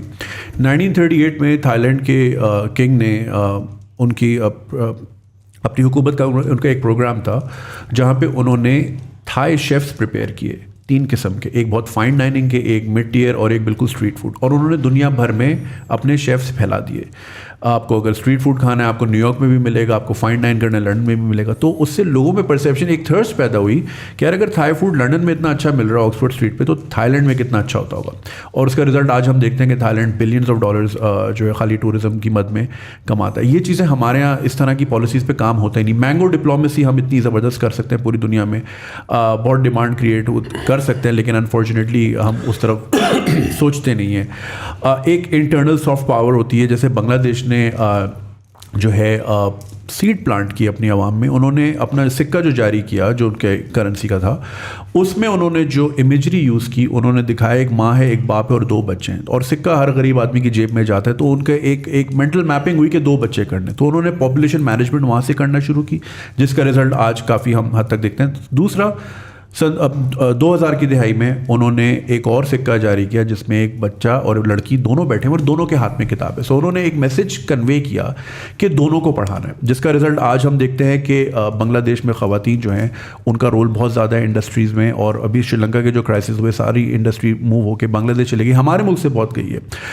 تو خواتین کا رول بھی بہت امپورٹنٹ ہے, اور ہمارے ملک میں 51% خواتین ہیں اور کافی حد تک مارجنلائزڈ ہیں, فریڈم ان کو اتنا نہیں ملتا. ہم ایک بہت بڑا ریسورس ضائع کر رہے ہیں اس طرح سے, چاہے وہ پالیسیز ہوں, چاہے وہ ہماری اپنی ذاتی سوچ ہو. تو ان چیزوں پہ ہم کیا کام کر سکتے ہیں جو کہ آنے والے 20-25 سالوں میں ہمیں اس کا فروٹ حاصل ہو؟ دیکھیں, پہلے تو یہ جو سافٹ پاور ہے نا, میں اس کا کوئی زیادہ فین نہیں ہوں. یہ سافٹ پاور کی ہم بار بار پہلی دفعہ ہم نے مشرف کے دور میں سنی تھی سافٹ پاور, اور وہ ہوتا یہ تھا کہ باہر سے جب ڈیلیگیشن آتے تھے تو ہم فیشن شوز ان کے سامنے کر دیتے تھے کہ جی یہ ہماری سافٹ پاور ہے. یا پھر وہ ایک دفعہ شوق عزیز گیا کہ جارڈن, تو مجھے کسی دوست کا ٹیلی فون آیا, کہتا پاکستان گیا ہوا ہے جارڈن اور اپنے ساتھ ٹروپ لے کے گیا ماڈلس کی جو کہ وہاں کیٹ واک پہ چڑھے ہوئے, یہ بتانے کے لیے کہ پاکستان سا. اور انلائٹنڈ ماڈریشن, یہ بھی ایک مذاق تھا جس کی کسی کو آج تک سمجھ نہیں ہے کہ وہ مطلب کیا اس کا. یہ ہوتی ہے جب آپ میں احساس کمتری ہو, تو آپ لوگوں کو خوش کرنے کے لیے بتاتے ہیں کہ جی ہم بھی آپ ہی کی طرح ہیں. یعنی اگر آپ فیشن شوز کر سکتے ہیں تو ہم بھی کر سکتے ہیں. اس سے کبھی کسی ملک کو عزت نہیں ملی. ہندوستان کو, آپ نے پہلے نام لیا, ہندوستان کو عزت اس لیے ملی کہ انہوں نے اپنی عزت کروائی. کبھی مجال ہے ہندوستان میں کھڑے ہو کے یورپین یونین کے امبیسڈرز ہندوستان کو کہیں گے جی آپ یوکرین کے اوپر کنڈیم کریں رشیا کو؟ کسی کی ضرورت ہے کرنے کی؟ کیونکہ ان کو ریئیکشن آئے گا ہندوستان سے. ان کے پولیٹیشینز, ان کے لوگ الائنڈ ہیں, وہ اپنی جو ساورنٹی ہے اس کے ساتھ کھڑے ہو جاتے ہیں. ہم نے یہ اپنے یہ آخری 30 سالوں میں خاص طور پہ رمزی وہ جو ایمل کانسی کا, اس کو ہم نے امریکنوں کو پکڑا دیا. اس کے وکیل نے, جب جج نے پوچھا کہ یہ تو کوئی قانون کارروائی کے بغیر آپ نے پکڑ کے اس کو لے آئے, کڈنیپ کر کے لے کے آئے ہیں, اس کے وکیل نے جج کو کہا کہ کڈنیپ کر کے لے کے آئے ہیں. تو جج نے پوچھا اس سے, پھر اس نے دونوں وکیلوں سے, اس نے کہا کیوں نہیں انہوں نے کارروائی کی؟ تو اس وکیل نے وہاں کہا ایمل کانسی کہ پاکستانی اپنی ماں بھی بیچ دے پیسے کے پیچھے. ڈالرز کے پیچھے. سو جب آپ اپنی عزت نہیں کرواتے, یہ نہ ایکسپیکٹ کریں دنیا عزت کرے گی. جب آپ گوانٹانامو میں پکڑ کے پیسے لے کے یہاں سے لوگ پکڑا کے ان کو دے رہے ہیں, اور وہ یہاں آ کے ایف بی آئی پھر رہی ہے, اور سی آئی اے کانٹریکٹرز پکڑ کے لوگ لے کے, کانٹریکٹر پکڑ کے 2 لوگ مار دیتا ہے مزانگ کے اندر, اور ہم سارا ڈر کے پکڑا دیتے ہیں امریکنوں کے ہاتھ, اس کو قانون کارروائی نہیں کرتے, تو دنیا عزت نہیں کرتی. پہلی چیز اپنی عزت کروائیں. آپ نے دنیا سے عزت کروانی ہے, پہلے اپنی عزت خود کریں, اور وہ تو شروع ہوتی ہے ایک انڈیپینڈنٹ خوددار فارن پالیسی سے, اور قوم تب کھڑی ہوتی ہے. دیکھیں آپ نے, اگر ہم کب سے بھیک مانگتے پھر رہے ہیں, کب سے قرضے لیتے پھر رہے ہیں, کب سے ایڈ پر ڈلائی کر رہے ہیں. جب وہ سعودی عربیہ ہمارا جو جاتا ہے پرائم منسٹر, ساری قوم انتظار جی کیا پیسہ لے کے آئے گا. جدھر وہ آیا جی چائنا سے, میں جب بنا مجھے اتنی امبیرسنگ ہوتا تھا کہ ہمارا ملک بینکرپٹ تھا, مجھے پیسے مانگنے پڑتے تھے قرضوں کے پیچھے, یہ Saudi Arabia, U A E, China سے. میں آپ کو یقین دلاؤں کہ 3.5 سال میں جو مجھے سب سے زیادہ شرم آئی وہ تب آئی جب مجھے ان سے پیسے مانگنے پڑتے تھے.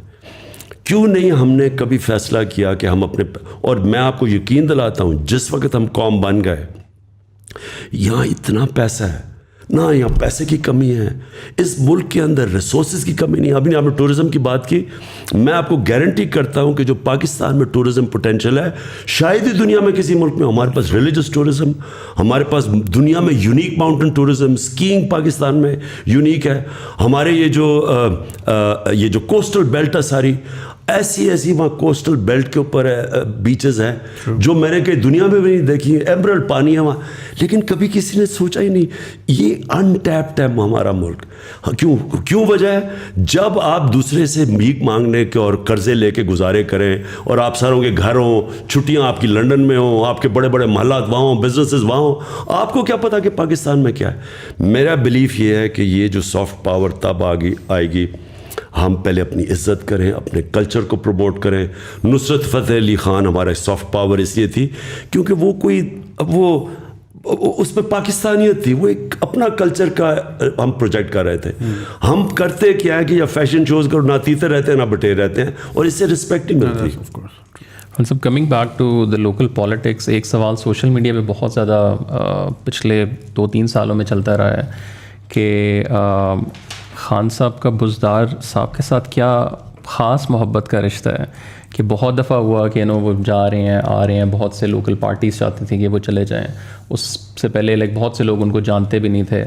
So what was like your relationship? دیکھیں ہمارا اصل میں ہوا کیا, ہم ایکسپیکٹ کر رہے تھے شاہ محمود قریشی, انہوں نے 2 سیٹوں پہ الیکشن لڑے تھے, تو ہم ایکسپیکٹ کر رہے تھے کہ شاہ محمود جیتیں گے الیکشن اور وہ پھر بنیں گے پنجاب کے چیف منسٹر. وہ الیکشن ہار گئے. جب وہ الیکشن ہار گئے تو ہمارے پاس اس وقت چوائس یہ تھی کہ ہم علیم خان کو بناتے تھے. علیم خان کے اوپر کرپشن کیس ہو گیا نیب میں, تو ہم نے عثمان کو, میں نے اس لیے چوز کیا, ایک کہ اس کی ٹوٹل لائلٹی تھی. جب میں نے عثمان کو کہنا تھا کہ اگر ہم کسی اور کو ریپلیس کرنا چاہتے تو وہ تیار تھے, ان کا کوئی پرابلم نہیں تھا. اور جب میں نے انہیں کہا تو انہوں نے آرام سے اپنا استعفیٰ دے دیا, یعنی کہ ان کو کوئی پرابلم نہیں ہوا. دوسرا ایشو, دوسری وجہ جس کو میں نے اور کسی کو نہیں چوز کیا, عثمان کو. عثمان سب سے غریب جو علاقہ ہے پنجاب کا, ڈی جی خان کے ٹرائبل ایریا سے تھے. نہ وہاں پانی ہے, نہ وہاں بجلی ہے, نہ وہاں ہاسپٹلز ہیں.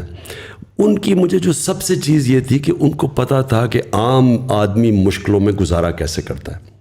میری جو ساری مشن سٹیٹمنٹ ہے وہ یہ ہے کہ ہم نے لوگوں کو غربت سے نکالنا ہے.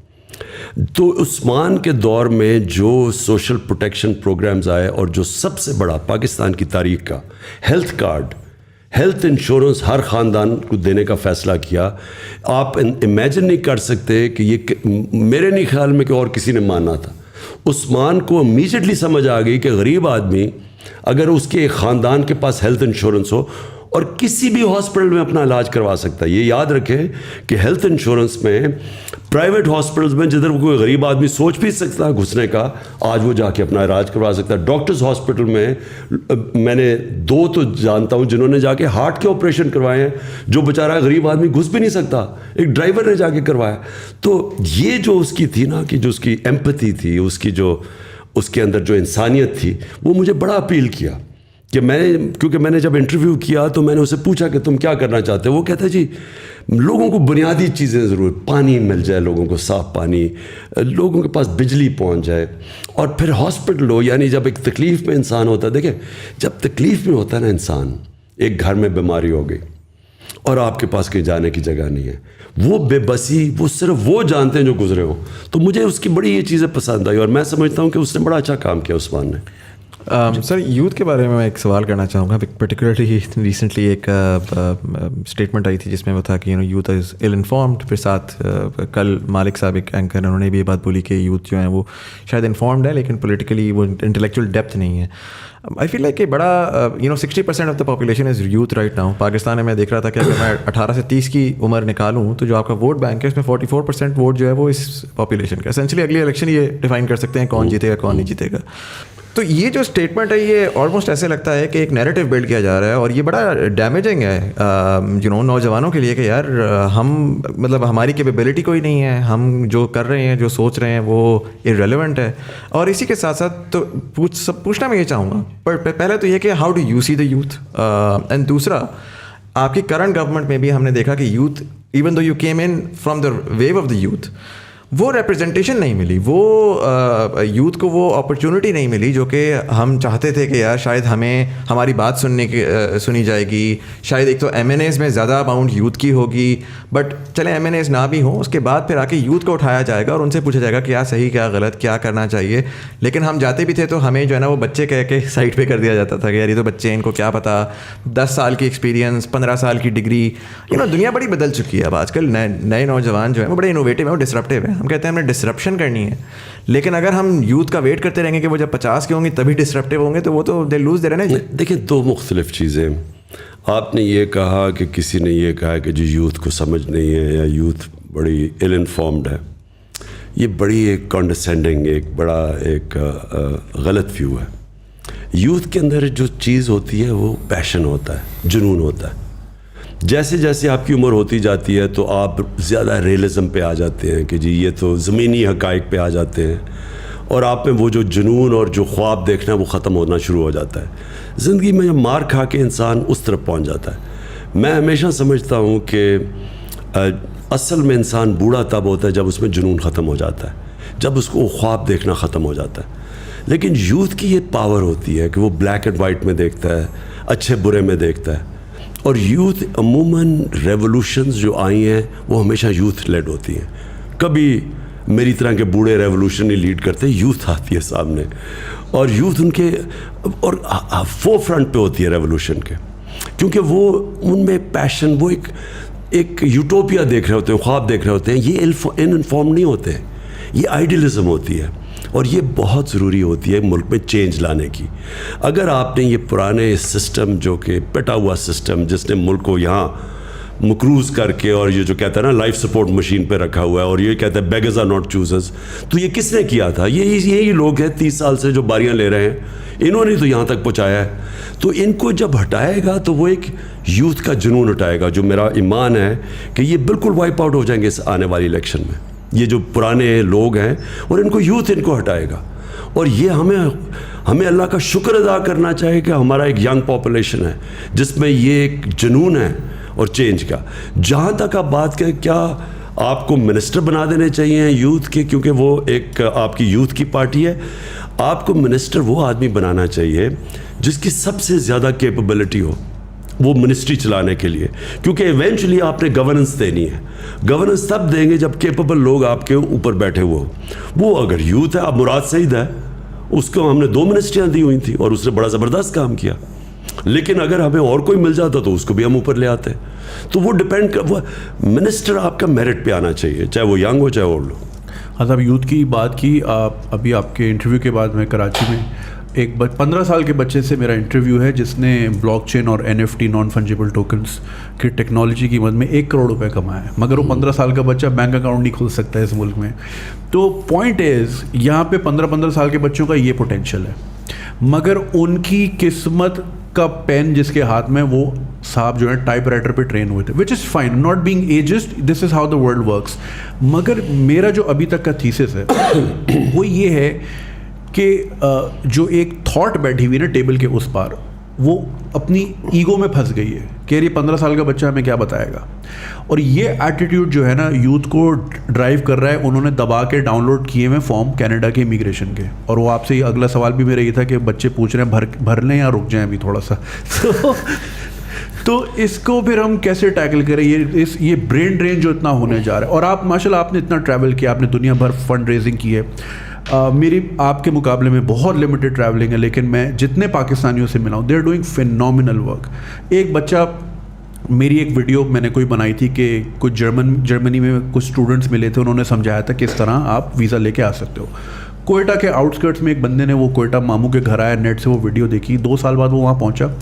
اب وہ روجر فیڈرر کا وہ جو ہے اس کا اسپورٹس فزیشین ہے, اسپورٹس فزیشین, اس کی رینج آف موشن چیک کر رہا ہے. فٹ بالر بائرن میونخ کے جو فٹ بالر ہیں وہ اس کے اس میں آ رہے ہیں. مطلب کیا اس کے مطلب کیا وہ کہہ رہے ہیں میرے پاس یہاں پہ کچھ بھی نہیں تھا. He wants to come back and give back to the country, لیکن وہ کہاں جائے.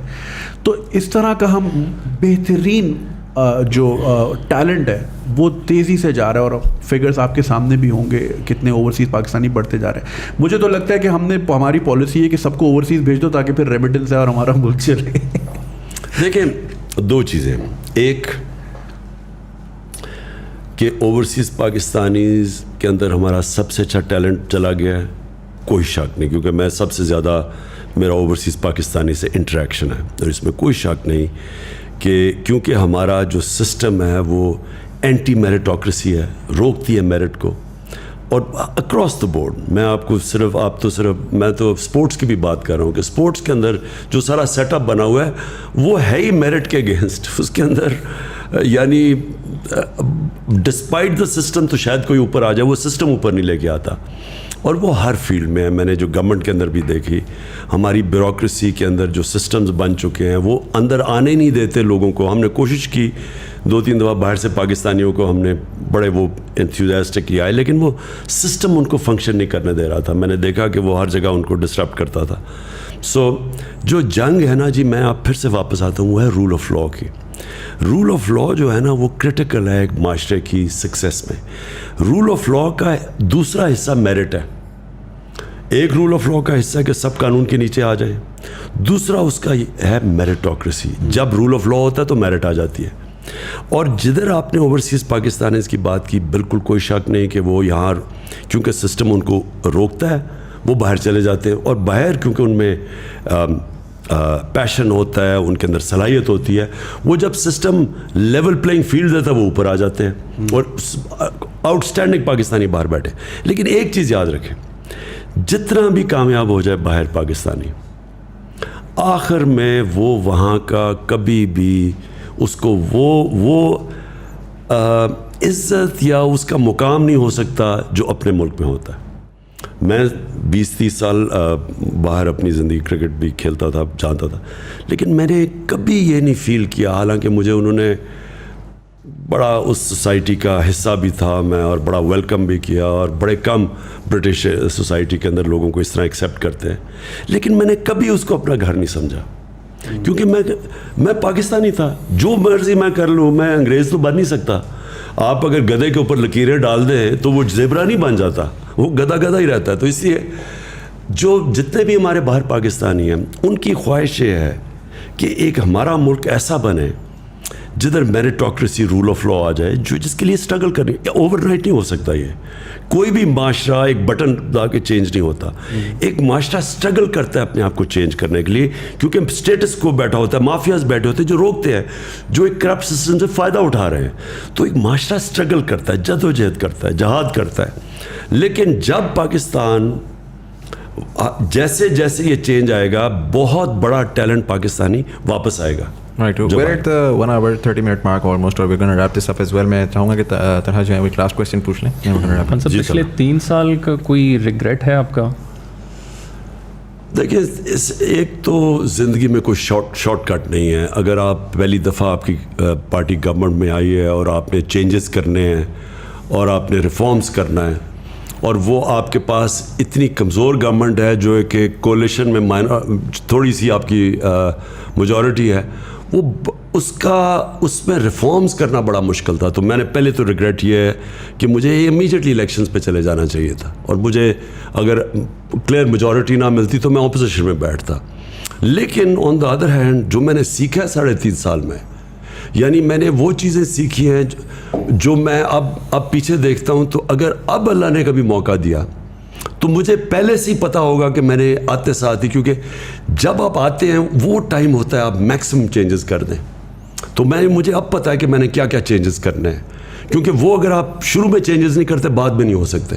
تو جب آپ کی میکسیمم طاقت ہوتی ہے تب وہ مین چینجز کریں. تو وہ تو میں نے پرائرٹائز بھی کر لیا. اور پھر دوسری چیز کہ پہلے سے آپ کو پتہ ہونا چاہیے کہ جو آپ کی جگہ ہیں کس نے ان کے اوپر آ کے بیٹھنا ہے. وہ ہم پہلے پاور میں, پہلے تو خیر ہماری گورنمنٹ یا کوئی 2-3 دن پہلے پاور سے پورے نمبرز پورے ہوئے. جب نمبرز پورے ہوئے تو پہلے جب گورنمنٹ آئی تو تب ہمیں پریزنٹیشنز ملنی شروع ہوئی کہ ایک اداروں میں کیا سچویشن ہے. تو وہ فائر فائٹنگ ہی اس وقت ہو رہی تھی, آپ کے پاس پلاننگ ہی ہو سکتی ہے. اس وقت انشاءاللہ پلان کر کے آئیں گے اور پتہ ہوگا کہ کرنا کیا ہے. لوگوں کو بھی پہلے سے آئیڈینٹیفائی کریں گے کہ کی جگہ کے اوپر کون سے لوگ بیٹھے ہیں. یہ اور ریگریٹ میرا سب سے بڑا یہ ہے کہ ہمارے پاس جو ہم کر بھی سکتے تھے, جو بڑے بڑے کرمنلز اور جو مافیاز تھے, حالانکہ ہم نے بڑی زمینیں چھڑوائیں, قبضے گروپس سے پکڑا, گورنمنٹ کی زمینوں کے اوپر یہ پولیٹیشنز نے قبضے کیے ہوئے تھے وہ سارے چھڑوائے. لیکن ہم نے جس طرح ہمیں جو ہمارے پاس FIA بھی تھی اور اینٹی کرپشن بھی تھی اور FBR بھی تھی, ہم اور زیادہ کر سکتے تھے. لیکن انفارچونیٹلی ہمیں ریزسٹنس اندر سے بڑی آئی, یعنی جو ہمیں پتہ نہیں تھا کہ کئی لوگ ان کے ساتھ اندر سے ملے ہوئے تھے, تو وہ گو سلو کر دیتے تھے. ہم اس طرح کا جو احتساب کرنا چاہتے تھے, جو نیب تو ہمارے ہاتھ میں نہیں تھی, عدلیہ ہمارے ہاتھ میں نہیں تھی, لیکن جو ہمارے ہاتھ میں بھی تھا ان اداروں کو آہستہ آہستہ ہمیں جب سمجھ آئی تو وہ آخری 1 سال کے اندر پوری طرح سمجھ آئی. تو اب انشاءاللہ کبھی بھی موقع ملے تو آتے ساتھ ہی کریں گے. اور PDM کے لیے کوئی لاسٹ میسج؟ دیکھیے PDM تو ایک صرف اینٹی عمران الائنس ہے. ان کا تو کوئی نظریہ ہے نہ کچھ ہے. ان کی صرف ایک چیز ہے, کیونکہ سب کے اوپر زیادہ تر یہ ضمانت پہ ہیں, کرپشن کے کیسز ہیں, اور ان کی صرف ایک کوشش یہ ہوگی کہ کسی طرح عمران خان اور PTI کو یہ کامیاب نہ ہونے دے, کیونکہ ہم کامیاب ہوتے ہیں تو ان کی پالیٹکس ختم ہو جاتی ہے. تو اس لیے یہ ایک ان نیچرل سی الائنس ہے جو پازیٹیو نہیں ہے, ایک نیگیٹو الائنس ہے. صرف یہ کہ ایک آدمی کے ڈر سے اور پارٹی کے ڈر سے یہ سب اکٹھے ہیں. رائٹ سر, اگر ریپ دس اپ, میں بس ایک سوال آپ سے پوچھوں گا, جنرلی میں سب گیسٹ سے پوچھتا ہوں. I want to channel Imran Khan the human, not Imran Khan the politician. آپ کی ظاہر ایک جرنی رہی ہے, کرکٹ کے کریئر میں آپ کی ایک جرنی تھی, اس کے بعد پھر as a philanthropist and then as a politician. ابھی 2023 چل رہا ہے, آج سے 27 سال بعد 2050 کا پاکستان ہوگا, آلموسٹ 103 سال کا پاکستان ہو چکا ہوگا. How do you see Pakistan 30 years from now in 2050, knowing what you know now and seeing all of that you've seen, how do you predict کہ no matter what happens, what is Pakistan going to look like 30 years from now? دیکھیں مزمل, آپ نماز میں مانگتے ہیں کہ اللہ 2 راستے, ایک ہے سیدھا راستہ جو انسان کی عظمت کا راستہ ہے, اور دوسرا ایک تباہی کا راستہ, اس میں پوٹینشیل کی بھی انسان کی تباہی کا راستہ ہے. 2 راستے ہیں قرآن میں. آپ صرف نماز میں ایک اللہ سے یہی صرف مانگتے ہیں کہ مجھے اس راستے پہ لگا. قوم کے بھی 2 راستے ہوتے ہیں سامنے, کیونکہ انسانوں کی قوم بنتی ہے نا, تو ہمارے سامنے بھی 2 راستے ہیں. یا ہم اب یہ جو سارا جو سازش ہوئی ہے اور یہ جو ساری ہمیں ایک غلام باہر کی مداخلت سے امپوز کی گئی ہے چوروں کی حکومت, تو یا تو یہ چلے گی اور اس کے بعد ایک تباہی کا راستہ ہے, اور یا اس کو فائٹ کرے گی قوم اور پھر وہ راستہ اختیار کرے گی جو کہ آزادی کا راستہ اور مشکل راستہ ہے. یہ جو غلامی کا راستہ ہے, یہ لگتا آسان ہے, اٹریکٹیو لگتا ہے کہ جی آپ کو پیسے بھی مل جائیں گے, تھوڑی ایڈ بھی مل جائے گی, آپ کو لائف سپورٹ مشین میں بھی تھوڑی چیز پمپ ہو جائے گی کہ آپ آگے چلتے جائیں, پھر تھوڑی دیر کے بعد آپ بھیک مانگیں. ذلت کا راستہ ہے. دوسرا ہے خودداری کا اور آزادی کا راستہ, اور وہ ہے لا الہ الا اللہ کا راستہ. جو لا الہ الا اللہ ہے نا جی, یہ پورا ایک فلسفہ ہے, یہ آئیڈیالوجی ہے کہ سوائے اللہ کے کسی کے سامنے نہیں جھکنا. ایک غیرت کا راستہ ہے, خودداری کا راستہ ہے, اور انسان کی عظمت کا راستہ ہے. کیونکہ پھر انسان جب اپنے پیر پہ کھڑا ہوتا ہے اور اللہ پہ ریلائی کرتا ہے, ہمیشہ وہ قوم اوپر جاتی ہے. جو مدینہ کی ریاست تھی وہ کیوں اللہ ہمیں کہتا ہے کہ نبی صلی اللہ علیہ وسلم کی سنت پہ چلو، اور وہ ان کی سنت تھی کیونکہ اس کے اوپر دنیا کا ایک عظیم سویلائزیشن کھڑا ہوا تھا. وہ کیا کیسے 2 سپر پاورز تھی. تو کیا ان کو کبھی کہا کہ ہمارے نبی صلی اللہ علیہ وسلم نے کہ کسی سے ایڈ لے کے جاؤ کہ جی پیسے مانگو؟ بلکہ انہوں نے ان کو اناؤنس کیا کہ میں اللہ کا پیغام لے کے آیا ہوں، اگر فالو کرو گے تو آپ کی بہتری کے لیے. 10-12 سال کے اندر وہ دونوں گھٹنے ٹیک گئے ان کے سامنے. یہ تاریخ کا حصہ ہے. تو وہ پرنسپلز انہوں نے سیٹ کیے تھے، جس کا مین پرنسپل لا الہ الا اللہ ہے کہ انسان اللہ کے سامنے کسی کے سامنے اس کے علاوہ نہیں جھکتا. یہ جو اس وقت ہمارے پاس فیز ہے، ہمارے پاس بھی اب 2 راستے ہیں. ایک ہے غلامی کا اور ذلت کا راستہ، ایک ہے آزادی کا راستہ اور جدوجہد کا راستہ ہے. مشکل راستہ ہے لیکن وہ اس ملک کی عظمت کا راستہ ہے. تو آپ نے جب میرے سے پوچھا نا پاکستان کدھر جائے گا، ہمارے اوپر چوائسز چھوڑ دیتا ہے اللہ. ہر وقت ہمارے پاس کیوں 5 وقت نماز پڑھتے ہیں؟ ہر روز ہمیں چوائس کرنی پڑتی ہے 2 راستوں کے بیچ میں. کوئی تیسرا راستہ نہیں ہے، نیوٹرل کوئی راستہ نہیں ہے. یا یہ راستہ ہے یا وہ راستہ ہے. تو مجھے ویسے اگر آپ میرے سے میری انسٹنکٹ کو پوچھیں، میری انسٹنکٹ یہ ہے کہ یہ قوم اب وہ اس راستے پہ جانے لگی ہے جو ہمیں 70 سال پہلے نکل جانا چاہیے تھا. وہ ہماری عظمت کا راستہ ہے. Sir, thank you so much for being part of the show and for all of the guests, Thank you. co-hosts as well. Thank you, ji. جو لوگ دیکھ رہے ہیں, thank you so much for watching. بڑے turbulent times آنے والے ہیں. I hope اپنا خیال رکھ سکیں آپ سب لوگ, and we'll see you.